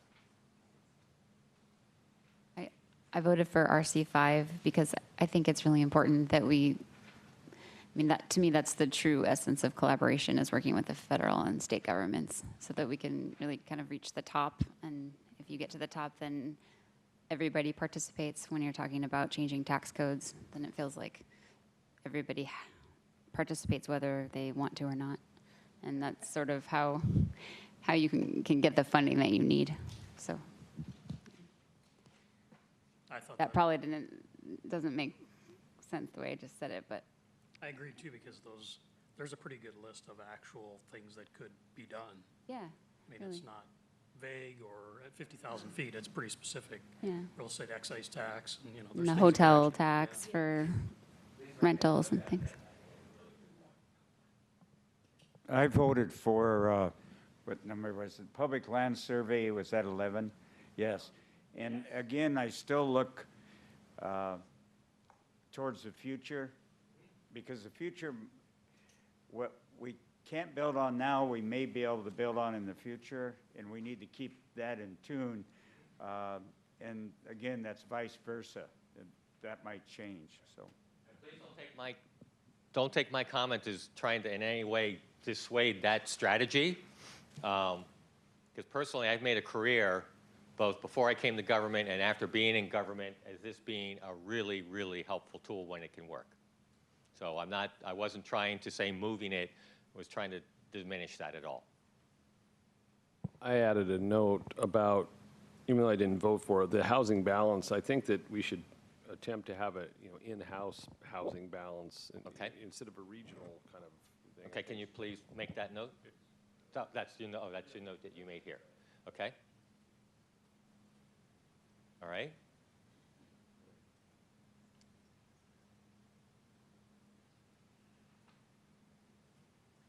All right. So I think what we talked briefly with staff is we would try to take all the things we said tonight and redo this And probably what would happen is we might reorder these so that the ones with the most votes are at the top and the ones with the lower votes are at the bottom. And we'll try to have a place where we have all the comments incorporated. And we might even do a little redlining where we combine some or move, we'll try to do redlining so you can see how the changes were made. And then the idea would be, now this is the question I had to the commission. The panel is only like in 2+ weeks, about 2 weeks from now. So you don't meet before then. Are you comfortable, or do we want us to email to you before we email anything to the panelists about the things that you're at least talking about? Or you're like, it's a rough list now and we'll represent it as a rough list that you're seeking input. But we want to know what your comfort level is, because we'd like them to walk in the room talking about the things you've been talking about. So I'll leave it, I'd like to entertain how you guys would like that to be handled. I would like them to be able to see everything and make comments on whatever they see. But are you comfortable that whatever we mark up and do that, send that to them with the caveat that's just draft that staff is, but we would show it to them with the ones at the top so they can see which ones have filtered to the top. Yeah. But show them all of them, so if they say, why didn't you do that one, you can hear it. Yeah. Is that, okay. So who are the panelists? I mean, where are they representing? We're trying to get, I think ideally we have a couple who focus on affordable housing, so they use a lot of public funding and stuff, and then a couple who are in the private sector, and ideally we'd have multifamily and single family. That's the ideal that we're looking for, and we're having a little bit of a challenge on some of that, but we're working hard, and I'll start using some of my chits if I can to get all 4 of those perspectives in front of you. Because I think it'll be really important for at least me to understand, how can private investors be invested in working on the housing strategy, especially for affordable housing, making housing for special needs, and, get their perspective as well. Because I know, organizations like Imagine Housing, LifeWire, they know their stuff. They're going to come here. Right. But also, if we can hear from the challenges that maybe, some developers face when they want to come into our communities and build those kind of housing, what are the challenges they are facing? So, for example, I had heard that in the town center, there was a developer who was creating apartments specifically for senior housing, and then, smaller units, but I don't know where that stands at right now. Okay. So it'll be really good for me to hear from them. That gives me an idea of one player. Right, so we're trying to get private sector who are doing market rate as well as affordable housing. And your comment just gave me a thought on somebody to reach out to. That's important for me, too. With the senior? No, Oh. to hear from the private sector. Yeah, okay, right, of course. And then, are you open to getting feedback on, because I know when we were going through, some of them seem redundant, some of the strategies, some of them seem duplicates. Right.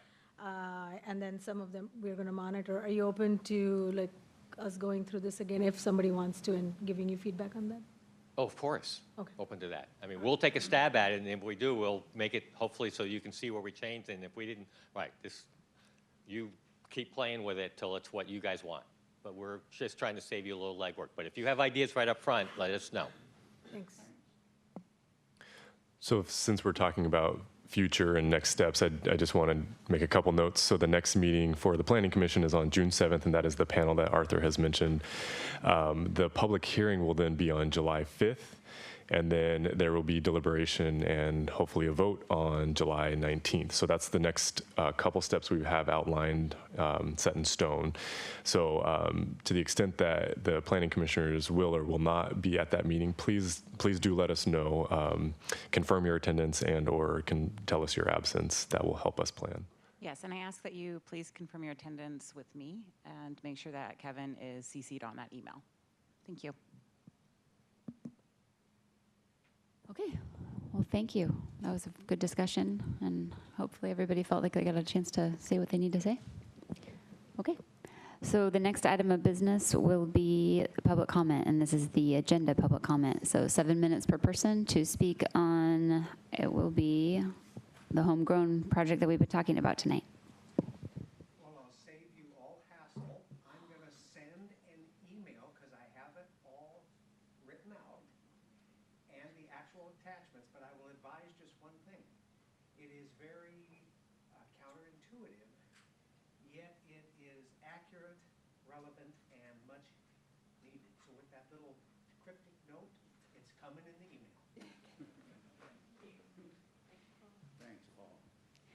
Okay, there are no public comments, but be sure to check your email.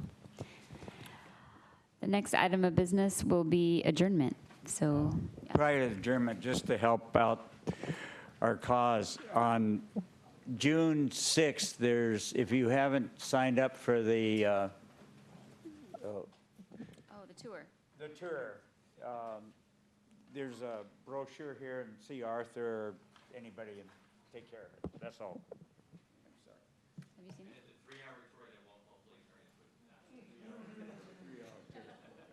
Yeah, it's a housing affordability tour that Arch is putting together. So, if-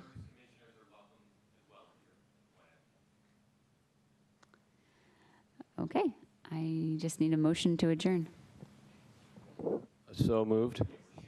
Second. There's a motion and a second to adjourn, and all those in favor say aye. Aye. Aye. Aye. Anyone opposed, say no. Okay, and the meeting is adjourned at 9:19 p.m.